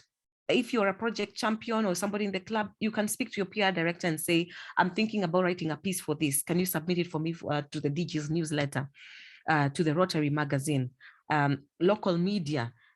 We have very many clubs this year, which I'm very, very happy to see have already started partnering with the local media to ensure that the stories are told in the local radio stations, newspaper, TV, and whatnot, because more people get to learn about Rotary. And I'm going to share a few tips on how to write these stories in a bit. I've talked about people of action photography. You can also volunteer to share your design, writing, speaking, photography, media connections, etc. with your club. These are for people who maybe you already have the skill set. You're already a writer. You're already a designer. Don't sit in the back and just say, well, I'm not the PR director this year. Kindly share your skills with the club as much as possible. These are the tips on how we can tell these stories. You don't know how to write or you've never written before, there's nothing difficult about it. Just first of all, find out what do you want to say about your club. Does it align with the Rotary areas of focus? Does it align with those 3 pointers I told you about joining leaders, exchanging ideas? Does it align to that? Align your story and then look at it from this point of view. What is the story? What is the hook? We have, unfortunately, many stories which are submitted start like this. Last Saturday, the Rotary Club of XXX visited Huduma Children's Home. We donated ABCD. We were accompanied by AG so-and-so. The DG dropped by, DG came and etc. So it reads very internal, like somebody who is not a Rotarian would float in your story. So you have to ask yourself, what is the hook? Because not every story out of your club needs to sound exactly the same. You had a project in January, your story in January starts with last Saturday, we went to this and this. You planted trees, it starts with last Saturday, we planted trees at this school. You come together and you have a social, you had a nyamachoma. Last Saturday, all your stories sound the same. So you have to ask yourself, these stories are not the same. All of them are trying to say something different. So you just ask yourself, what's the story here? What is the main story I'm trying to tell? Would a non-Rotarian understand? Who is an AG? Who is a DG? Do you have a lot of jargon, we call it jargon, that non-Rotarians are not able to follow? Write it in a manner that don't bury the lead. In journalism, we say burying the lead. Don't bury the lead. Let whatever it is you're trying to say be at the very top. Yeah. Did you raise money for children to go for heart surgeries? If you did, that should be in your first sentence. That's what we want to hear about. Later on in paragraph 3, you can tell us about the way you were accompanied by member so-and-so and the way the AG was there and all that. That can come in paragraph 3, 4. But at the first paragraph, tell us what is the main story. Yeah. Did you go and plant a story, plant 100 trees somewhere? Why? Why did you plant 100 trees there? Is there a problem with that area? Tell us the why. Why are you doing what you're doing? Yeah. And so on. So first of all, you have to look and say, what is the hook here? What am I trying to say? Does it relate to current trends and events? Because if you're hooking a story to what is happening currently, it tends to be heard more. And that's why you find that around the election period, we had quite a number of clubs tell us about peace. And we are listening to them because it is very relevant at the time. So that's what we mean about timeliness. So you need to talk about what is coming up in your club, what's happening, how timely is what you're saying. We cannot be telling the Christmas story in February and so on. Proximity, stories that are close to you, you'll find coverage very easy if you target people close to you. What do I mean by this? Your club happens to be in a particular locality, maybe you're located in Athi River. So if you're in Athi River, it is wonderful that we would want to have national coverage, right? But also aim for the local radio stations around your area. Get the Kamba stations to come and tell your story there. Get the local media in your area, because if a story is local to a particular area, chances of being covered are higher. Yeah. Of course, and also Kenya and the like. Prominence, this is where now we use, if sometimes you might find your story is not that unique.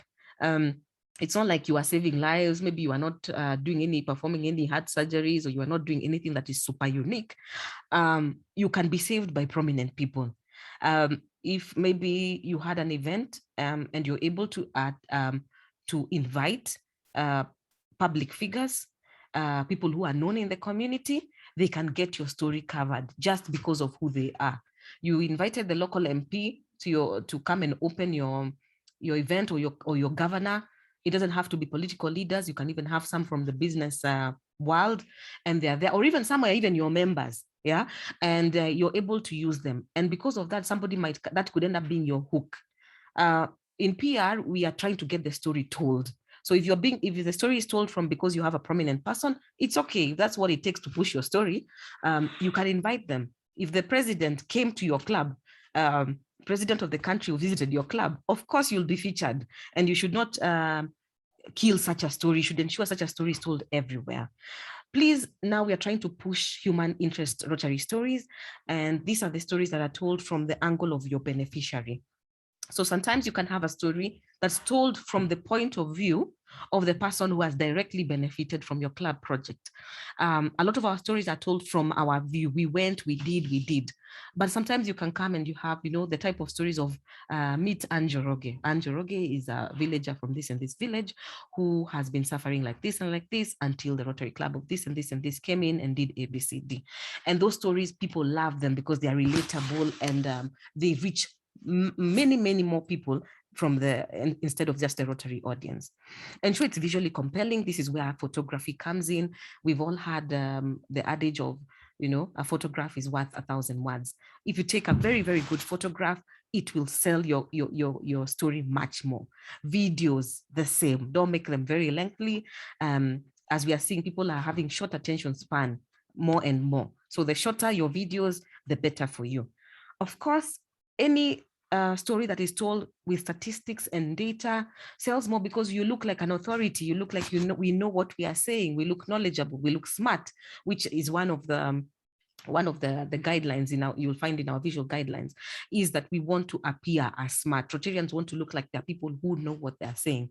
When you go to the Rotary website, you'll find, like, if you go to read about polio or read about any of the causes, you'll find all of them are driven with statistics. You'll find that we have we have this number of children who don't know how to read in this and these places. So it's not just spitting figures, but you have like data to push these stories. Here, I love sharing this. I think I share it at every presentation that I do. Here is a cutoff from the National Rotarian from 1911, January.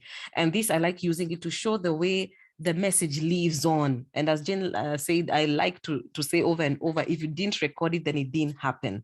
We have the Rotary history for us written down. so nicely, and we are able to tell. Even I think you saw Janet Matenke share the first Rotary project ever, courtesy of the people who recorded it. So if you don't tell your stories, 100 years from now, people will think that your Rotary Club never used to do anything. If you don't record it, it will be like it never happened.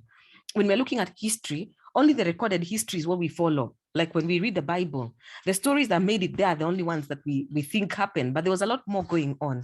So whatever you're recording will be seen by members to come. There'll be members 100 years from today trying to put together the history of the Rotary Club of Nabo, and they'll be searching, looking for what their ancestors, now you guys, left behind. I'm going to read the first 2 paragraphs of this. Rationalism by Paul Harris, National President. If by interposition of providence, I someday were to find myself standing on a platform in some great Colosseum, looking into the eyes of every living Rotarian, and were to be told that I could have one word to say, without an instant's hesitation, and at the top of my voice, I would shout, toleration. It was in pursuit of it that the Pilgrim Fathers embarked in their frail craft upon the stormy waters. It was from the chrysalis of toleration that lustrous winged liberty, awakened by the muse of the sweetest tone bell on earth, sprang and floated away that July day in Philadelphia, while the world dreamed and wondered.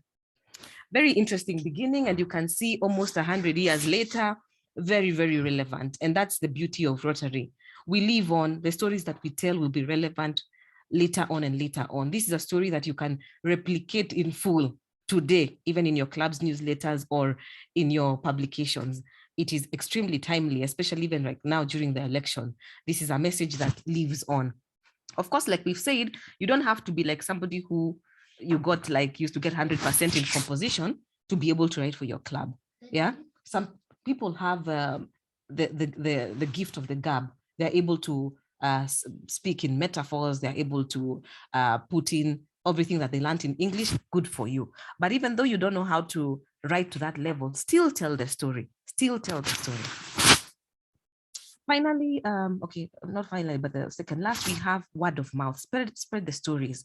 After we've told these stories, or you've had your club tell the stories on social media, all of us have social media accounts. Share, share, share. Don't let your club have a story. Don't let your club advertise a project and it's not getting out there. Share it on your social platforms. Share it on your WhatsApp groups. Ensure that if your club has a fundraising, share the word. If your club has appeared in the newspaper, share, share, share.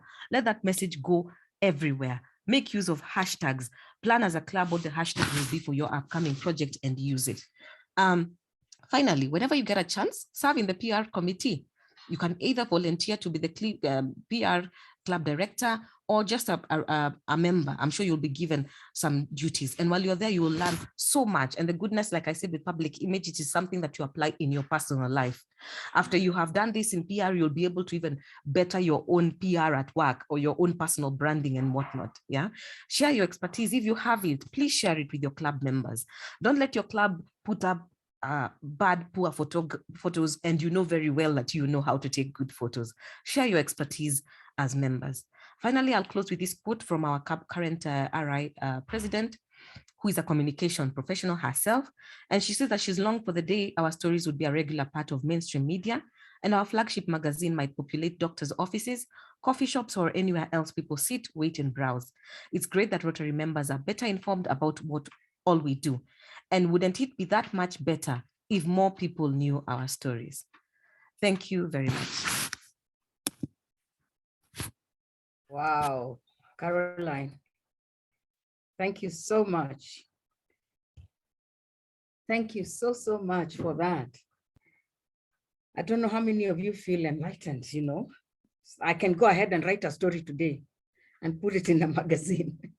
Yeah, thank you so much for that presentation. It's gone great. Now, members, wow, family of Rotary. It is almost 8 o'clock and we had said we would conclude at 8 o'clock. I still haven't made my presentation and I'd like to ask Wanjiko, because we still wanted to have a few minutes for Q&A. Wanjiko, please give us direction here. CP Wanjiko, sorry, CP Wanjiko, please give us direction. That's fine, detail D. I'd like to request the district leaders, club presidents, president-elects, and all members on the call, including our guests. Would you be so kind as to give us another 20 minutes to close on this? If you're okay, please give me some thumbs up. I'm looking at your chat to see whether, so that we can try and finish as much as we. Thank you for the thumbs up. I see quite a number of them. If we don't mind, because we do need to, I'd love us to hear what Jane has in store. She inspires and challenges us in equal measure. And I think there's also a few questions. So thank you very much. I see the thumbs up. So we can aim to close at 8:20 and hard stop at 8:30 just for us to close our club meeting as it should be. Thank you very much for the thumbs up. Back to you, DTLD. Thank you very much. And thank you for allowing us more time. Now, how do we start strong? Because that's what we titled this session, Starting Strong. How do we start strong? It's so important that as we start strong, as we are thinking about starting strong, we need to understand what it really truly means to be a Rotarian. You know, it's amazing, most times when I go to clubs to talk, I'll ask one simple question. How many of you know your club's constitution and bylaws? I don't expect an answer, but I want you to think about that. Because if you're going to start strong, you must then know what it means to be a Rotarian, and to know what it means to be a Rotarian, you must understand what your club stands for. So it's constitution and bylaws, very important. And at the point of induction, you did take an oath and you said that you'll abide by your club's constitution and bylaws. I want to ask, when you said that, did you know what you were saying, or you just said it because at that point it was expected of you? Because it's very critical that you know that. So I just want to share a couple of things very quickly because we've really run out of time. What does it mean to be a Rotarian?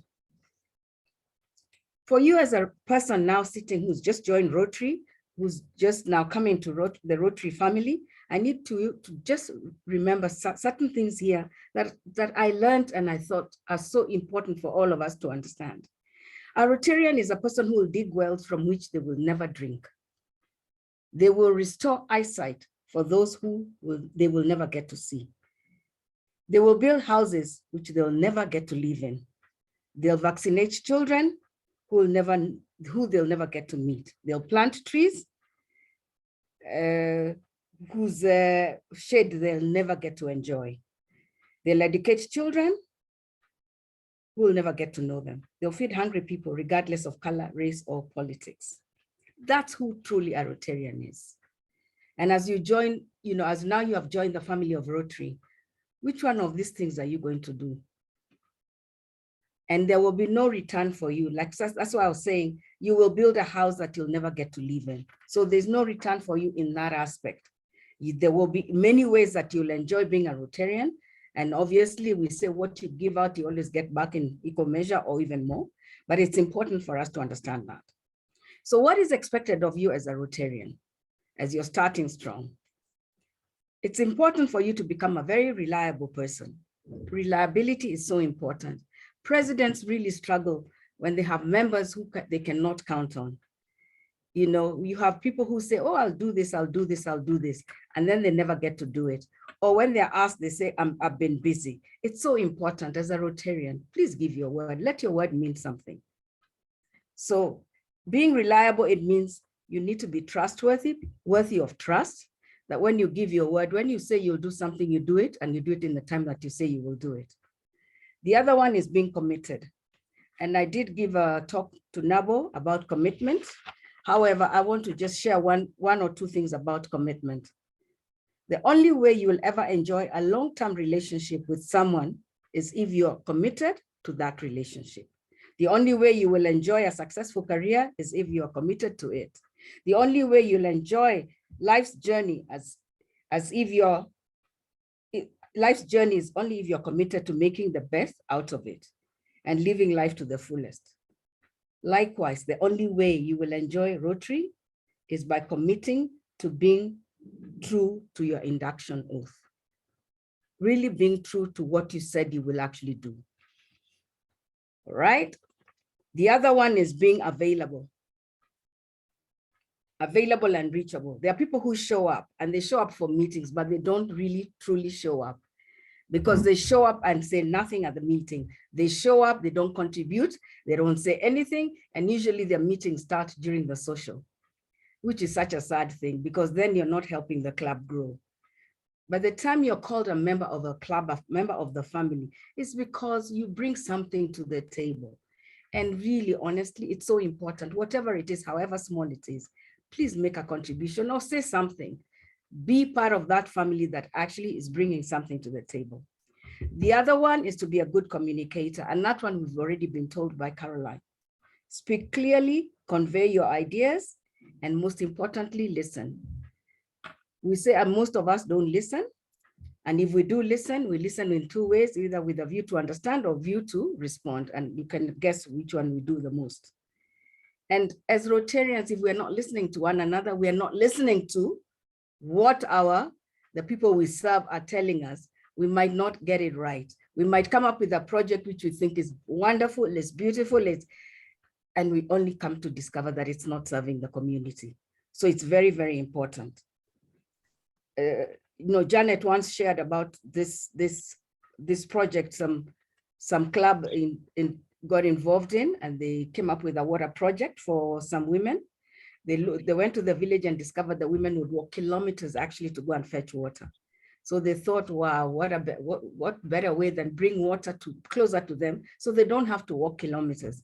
But when they went back to check on the project, to check how it was serving the community, they found that those same women would leave the water near where it had been brought to their homes and still walk to the river many kilometers. And when they were asked, they said that is their time to bond. That for them was where they get together and they get to hang out together. So who did that project serve? And it must have cost a lot of money. So it's important for us to listen. The other thing is to be supportive of other people's ideas. We're not the only ones who come up with ideas. There are people who are going to come up with other ideas in the club. How supportive are we of what other people are saying? And then as we're looking at being supportive, do we listen to other people's concepts, or we just want people to listen to ours? And most importantly, are we okay receiving and giving feedback? Because that is also very important in the support process, to offer and also receive feedback. The other one is to be productive. If we say we are going to embark on a project, it's important that we accomplish that project. Otherwise, it really becomes a waste of money and a waste of time when people have started something and really never gets to its completion. So it's very important that we accomplish tasks. And then the other thing is to work together, to be cooperative. When we say many hands work, make work lighter. So all of us in some way have done something to offer to the community. Some of us have donated clothes, some of us have given food. But when we come together as Rotarians, we are able to do bigger and greater things. And so it's important that we understand within Rotary, we must be able to cooperate, not just within our clubs, also with other club members, just like what is happening today.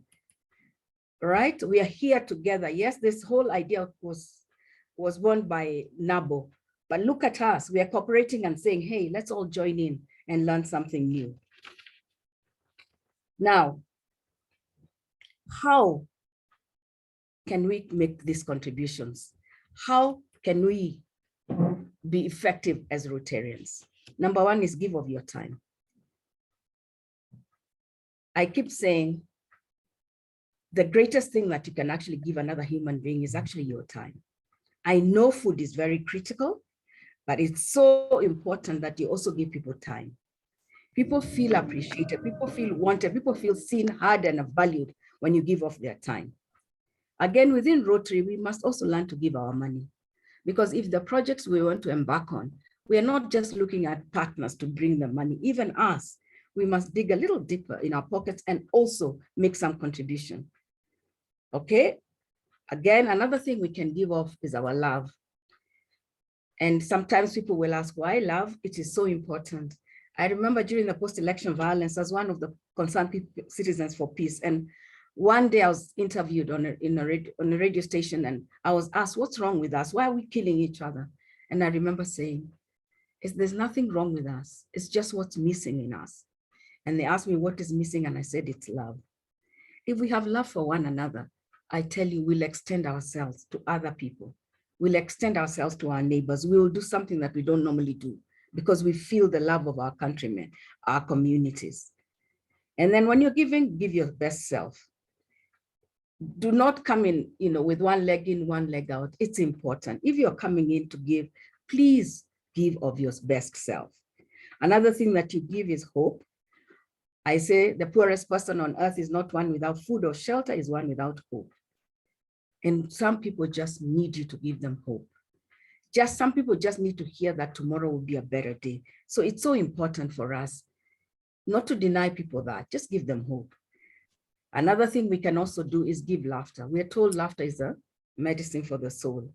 Sometimes you go to a place, in my coaching career, I get to see that during during COVID times, people just needed to just laugh about something, just get their minds away from what was really going and get into that place of laughter and just, forget for a moment what is really going on and just laugh, because it does help. And then the other one is to give blessings. Now, and I want to remind us all here, giving is not about making a donation. Giving is about making a difference. What kind of difference are you making in your giving? Let's not just give a donation. And I've seen people do that, especially in times when we are called upon, even through our churches. We're told, oh, this place that is going through this. We just want to go and give, make a donation in terms of food or whatever, but we do not want to be involved in what else is happening there. I like to remind people, as you give, you need to understand what are you giving and how is it going to support the people. During, again, the post-election violence, let me talk about that. We noticed that a lot of people just gave through the church, and they gave a lot of grains to the IDPs. And when I got there, I was really surprised to find they had beans sitting there, and they couldn't cook the beans because they had no fuel for cooking, and they had no water to wash the beans, or even to cook the beans. And guys, I think you all know beans require a lot of water for washing because they are heavily medicated. I don't know how much, whatever they put in those beans, because even when you cook beans in your house, you really use a lot of water to wash. So it's important to remind ourselves, giving is about making a donation. It's not about making a donation, it's about making a difference. So if you're starting strong, you join Rotary to give. You join Rotary so that you can make a difference. So again, also we are reminded Rotary is not, coming into Rotary is not just becoming, joining a club. People join Rotary as an invitation to endless opportunities. When you come into Rotary, because we all come from different walks of life, we all come in from different professions, we bring in different ideas. So we actually present endless opportunities. So when you join Rotary, you'll get to learn a lot. You'll get to do things that you never thought you could do. So just remember that you're just not a member of a club. You're a true Rotarian who comes in to offer yourself to the less fortunate people in our communities. So, and everything that we do within Rotary opens another opportunity for someone somewhere. When you educate a child, you have no idea what you have done to that community when you have paid their school fees. When we have gone and restored sight to children in our community, you have no idea what that has meant for them. When we do the heart surgeries, oh my God, it makes a huge difference. So let's remember that. And as we are giving, let's also remember that just a few words, you have no idea how just a few words that you say to people, that you take time. When you take your time to say something to someone, what a big difference it makes in their lives. I remember one time a Rotarian saying to me, I'd given a talk in their club, and I actually got to meet them almost 2 years later. And they told me, you have no idea. I was giving a talk on mental health, and you have no idea what I was going through.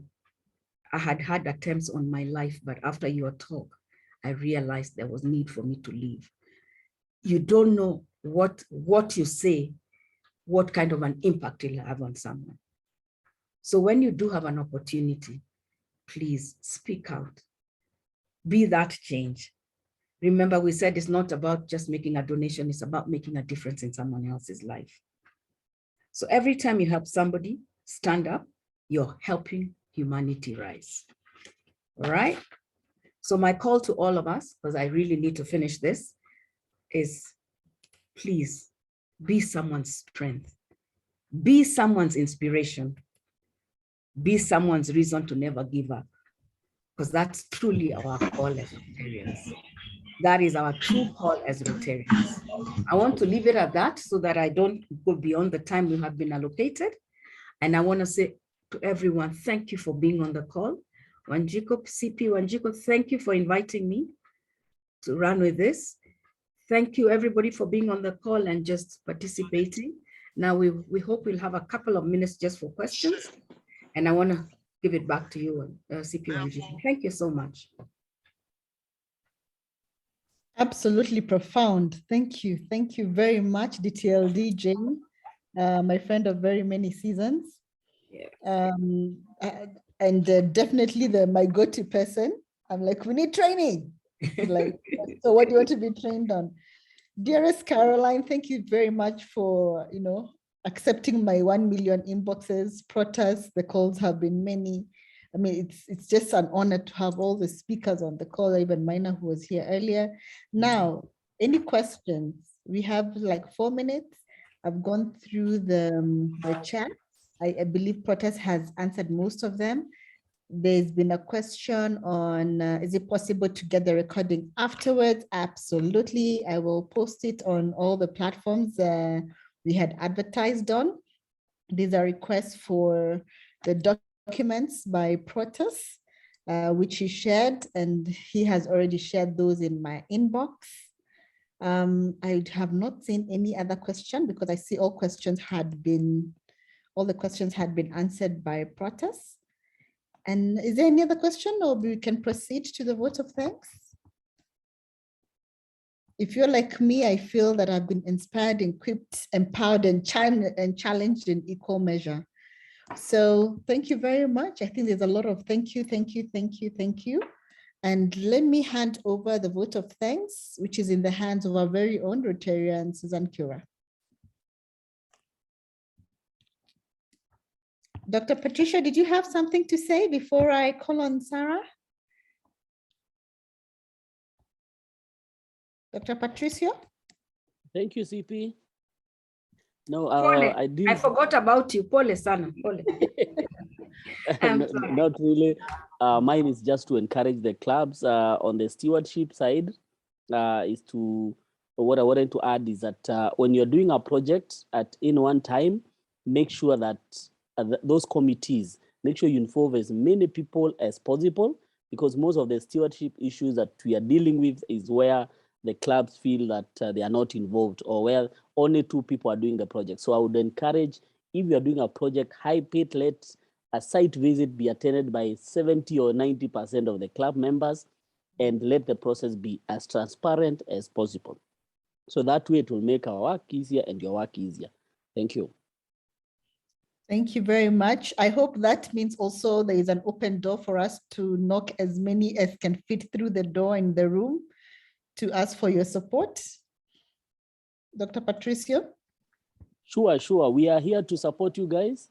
Ours is to give all the club support. If you need, if you're stuck at qualification, if you're stuck at any grants, whichever stage you're stuck, just call on us. We are available anytime. Excellent. Absolutely love it. I think I will sleep a lot better today. Thank you very much. So Susan Kura, if you're on the call, the vote of thanks is in your hands. Kindly unmute, put on your screen if you can. It would be nice to see you. Thank you, Madam President, and thank you everyone for dialing in. It was an insightful. I think I'll just put off my video so that I'm a bit clearer because of the clarity of voice. If that's okay, that's me. Certainly. Okay, so I take this opportunity to thank each one of you for dialing in. We were almost over 100 in number for those who dialed in and those who dropped off during. We truly appreciate, even for our president and former presidents. We had Maina on board who gave us the first training. I think our trainer, district trainer, Jane, you did a wonderful job to convey all the other trainers. You actually gave a mantle to our president to just invite more than 2 clubs, but I'm here to report that we had almost 18 clubs on board. We had as far as Mombasa, Nyeri, we had Nairobi at the river, we had a lot of Rongai people, we had the other clubs were Nabo, we had Samawati, we had Lavington, Parklands was represented, Karen was represented. I just want to take the opportunity to thank each one of you for dialing in. I take also the opportunity to thank the current and the past presidents who are on board. I want to also take the opportunity to thank the current and the past office bearers who have been on board. I have seen a lot of district bearers who are on board and their insights and information. And foremost, I want to take the opportunity for all the new members in the new clubs that have been here for the training. Indeed, it was a wonderful training. It was an insightful training. It was a very well-informed and well-structured, I think, starting from Janet, Jane, Proctor, and Caroline. I think all of them did pretty well. We just cannot thank you enough. And I wish we could even have this more on physical. I think the clubs would be overwhelming than the clubs that we had yesterday. So definitely from Nabo and from the bottom of our hearts, thank you for just acknowledging and coming in on board for the training. And we look forward for next week's training starting on Saturday, Tuesday, and Thursday. Thank you from Nabo, and thank you and welcome. And it was indeed a pleasure to meet all of you. Thank you, and back to you, Madam President, CP. May I request something, CP? Thank you very much for appreciating us. Can we just have all the presidents in the house, just say something, what they got for their clubs, yeah? So that we know something happened there. Maybe we can start with Karanja. CP.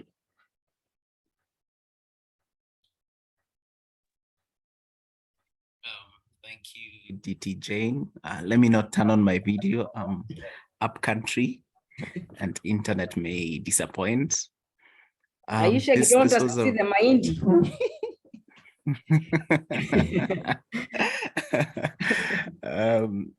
This was a very good training. I am also getting feedback from our WhatsApp group as a club, and most of our members were logged in.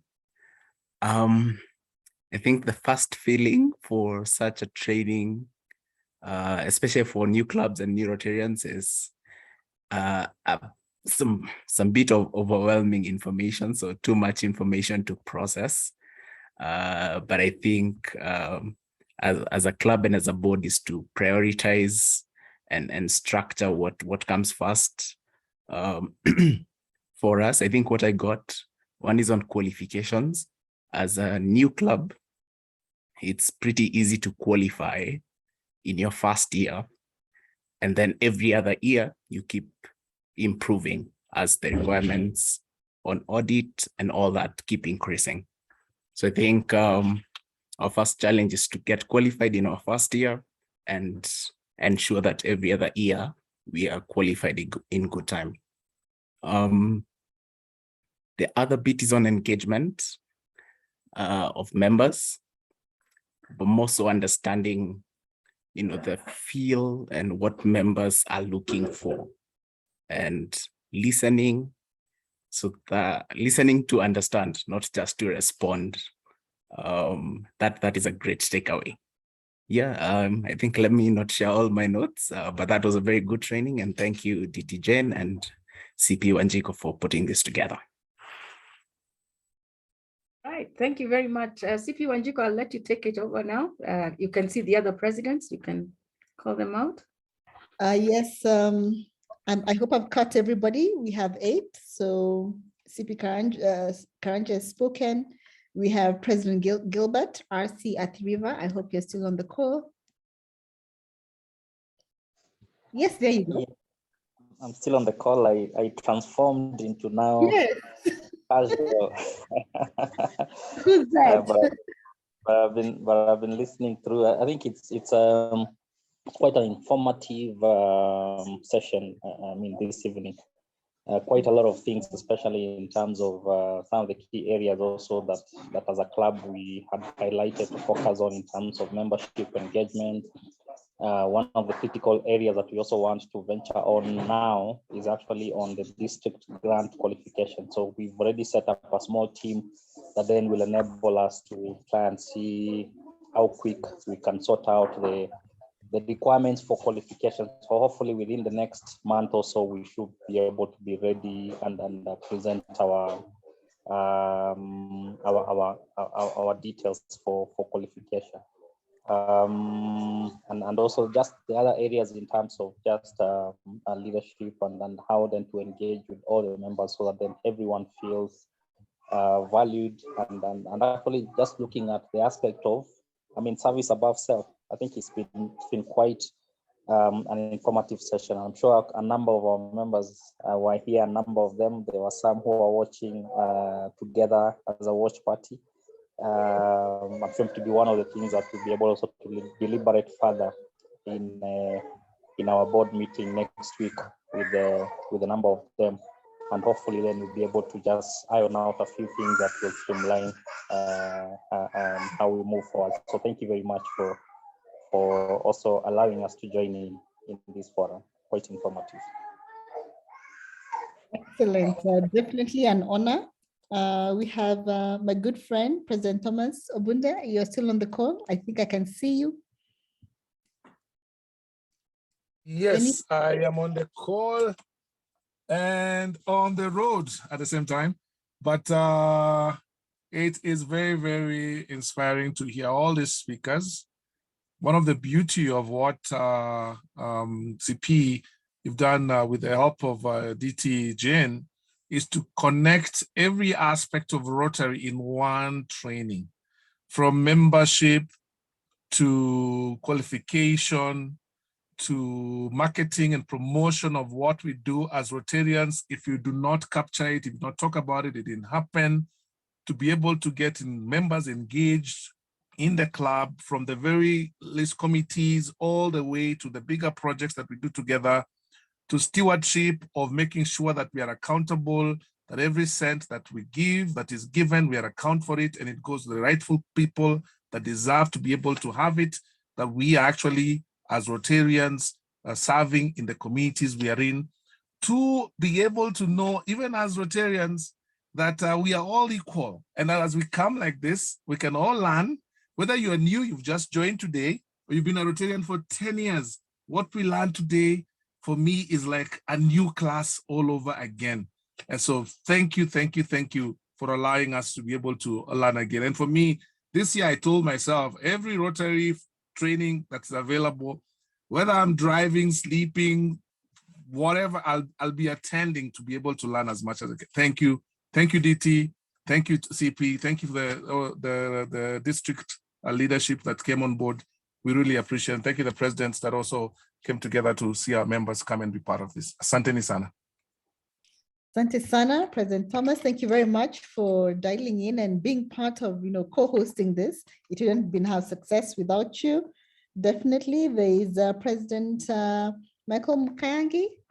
I think I can still see you on the call. RC Kilimani Alfajiri. President Michael, are you able to unmute and share?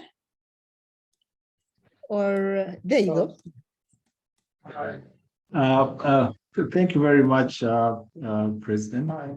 Yeah, it's been quite a pleasure learning quite a lot today, and I look forward to getting more and more of such kind of interaction, because that's only when we're able to get that confidence that a lot of these things that we think are not doable that can actually be done. So for me, it's just an encouragement that whatever we put to mind, we can always achieve the same. So thank you very much, and I really appreciate the invite and for arranging such a great gathering of great minds and teachers that gives us that what can I say? Sometimes word fail me, but yeah, it's more give us the guidance to know how we can go about to get these things actualized. So I'm looking forward to the next one. Thank you. Excellent. Thank you very much, Mr. President. As always, a pleasure to be in your company and to co-host with you. I believe I saw President Pauline Bayer RC Samawati. I hope I got that right. Did I see you on the call, Madam President? Pauline Bayer? Okay, maybe she's dropped off. There's RC Samawati. Okay, Thomas, would you like to speak in her stead? Yeah, thank you very much, Wajiko. It is, of course, always a pleasure that we are having these sessions together. Thank you for the invite. As a club that is going to be celebrating 3 years in a couple of months, we are still in that learning phase. Of course, when we get to attend these sessions, I think this probably is my third kind of training session. Always learning, as President Thomas Obunde has mentioned, it's always a learning phase, and knowledge is always very refreshing and very powerful, that you get to pick things that you probably missed in other training sessions, but in this session, you know, you've picked out a couple of things. And thank you very much. Been able to get some audience with two of the presenters, so they'll join us in our fellowships. Asante. Excellent, excellent. I say RC Samawati is my friend and brothers and sisters from another mother. Thank you very much, Thomas. President-elect RC Samawati. There's also my good friend, President Rachel Kungu from RC Gongils. I think I saw you on the call as well, Madam President, if I am not wrong. Okay, if she's not there, CP Karanja has spoken. CP Dr. Susan Kanyeki, are you on the call? Yes, thank you very much, Madam President. Yes, you can hear me? Yes, I can hear you. President Rachel will speak next. Go ahead, Dr. Susan. All right. All right, perfect. Thank you very much for invitation. I learned a couple of things. Number one, the engagement of members, new members, is very critical. My understanding is that they can't be part of that which they are not involved in. Very important. On the qualification, it was quite a mouthful, but we are happy to go to my Rotary to learn a bit more. On the storyline, I think the issue of standing in a line is not, encouraged. The issue of branding, and I want to challenge ourselves tonight that what we have gone through tonight is not only going to be a storyline, but I want to suggest that maybe it can be a podcast, The next thing I want to talk about, district trainer, Madam Jane Katuga. Always a pleasure to listen to her in terms of how she has impacted life. The issue of reliability, commitment, and the take home this evening is not about making a donation. Many people think that as Rotary, a lot of money to give, but it's about making a difference. I thank you very much. Oh, excellent, excellent, Madam CP. We are looking forward to your chatter. Some of us, I think now, I think we have enough dancing dresses to show up to celebrate you. Please invite us. We shall come. My dear friend, President Rachel Kongo, part of G9, over to you. We can't hear you. Madam President, we can't hear you. Could it be my microphone? Can you hear her? Anyone? No, she's not audible. Madam President, we may need to work on your voice, on a microphone. All right, let's try President George Koma, who was on the call. I don't know whether he's still on the call. RC Magharibi. Yeah, thank you so much, CP Wanjiko. It's always a pleasure. I actually logged in immediately started and listening to the district trainers and the district officials talking to us on matters grant qualification is amazing.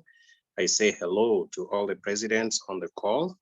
And we actually had ours last week and the attendance was enormous, just like your attendance today. In fact, we had 12 clubs attending online and it was such an amazing moment and we learned a great deal.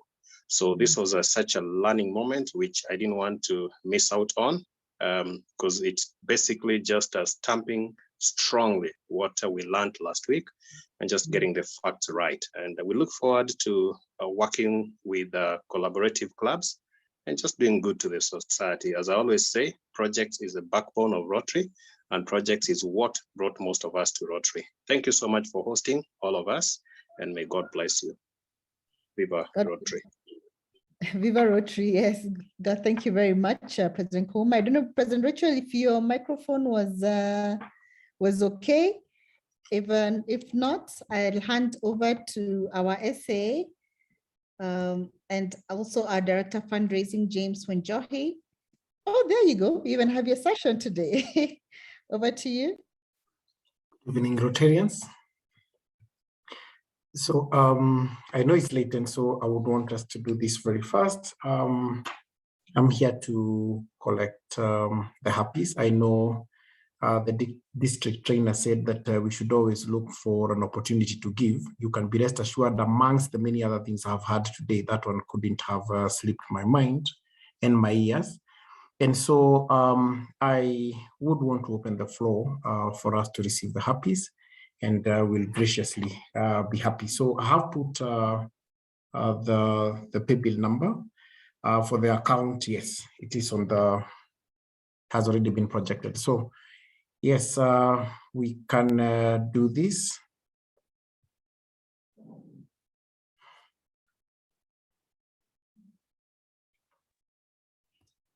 Buena SA, allow me to get us started. A happy $20, one for our great club Nabo and being so willing and open to co-hosting with so many clubs. And most importantly for the district leadership, all the presidents on the call, the immediate past presidents, PEs, club officials, Rotarians, and very many aspiring Rotarians. I am entirely, I'm really, really grateful for the 100 plus attendance today. Back to you. Thank you, CP.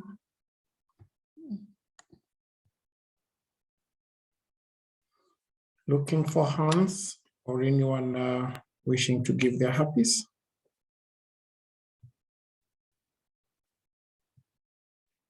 Yes, this is Dr. Susan Kinyeki. I'd like to give $5 happy, $2 happy for my CP who has gone ahead of me, Wanjiko. The other $2 happy is for our district trainer, Jane Katoga, for reaching out. I have really, really benefited a lot. And then $1 happy for all of us who found time this evening. So 5 happies. Thank you very much. Thank you. Thank you. Yes, Susanolo? Good evening once more. $10 happy for the session. The session was very, very informative and it was a good session generally. Thank you. Thank you, Susan. We have Thomas Derito. Thank you very much. $5 happy. An amazing, amazing session this evening. I think those are some constraint about time. I think we can even run until 9 o'clock, gaining as much knowledge. So $5 happy for this. Asante. Thank you. Thank you, Thomas. Much appreciated. I'm looking for more hands.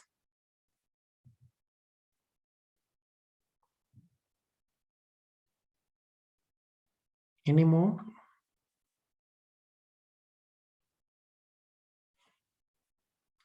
The floor is open and I don't want to lock anyone.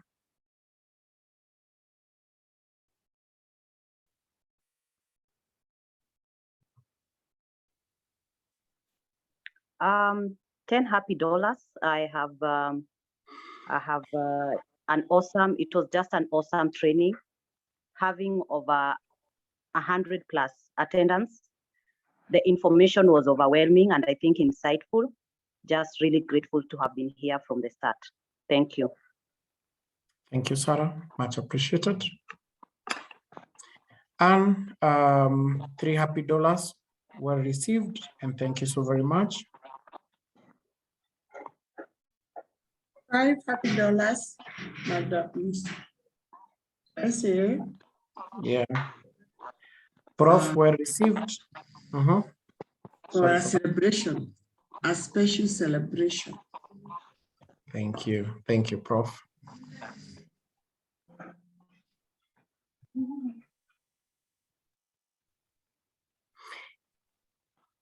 Any more, or should I close?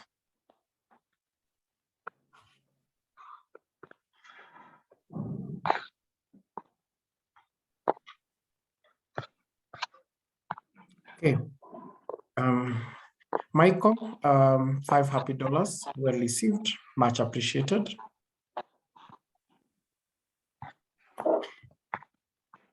Okay. Madam CP, there being no more is coming our way, or rather, I'm not seeing. So, allow me to close. Allow me to close. I will give $10 happy. And this is for the wonderful session we had. The training we have received, I believe, will go beyond serving in Rotary. And for the guests that came, so I'm giving $10 happy. And so much appreciated your givings. This is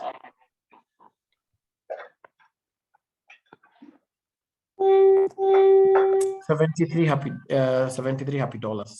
Is it? Yes. Back to you, Madam CP.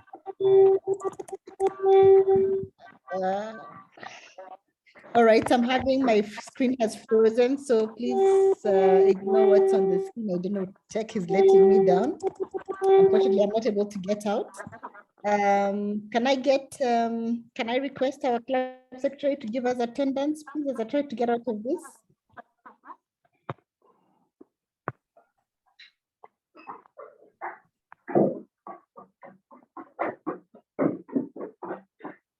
Honorable Magalasia.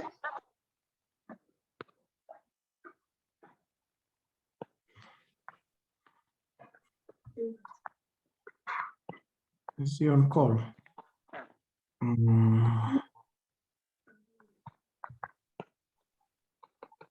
All right, if he's not on call,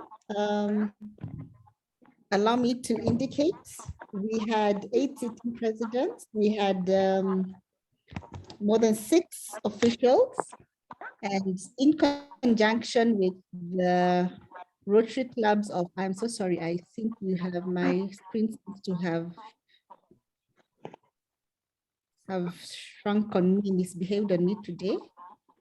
So in conjunction with the Rotary Clubs of Athi River, Jabali, Ngatungai, RC Kitungela, RC Karen, RC Kilimani, RC Ongatarongai, RC Nairobi Samawati, I believe.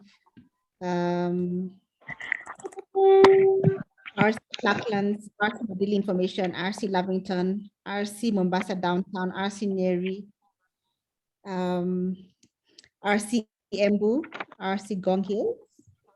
I give you, I'd like to celebrate each and every one of us. We had a club attendance of 61% and 84 guests. And I give you Rotary the world over.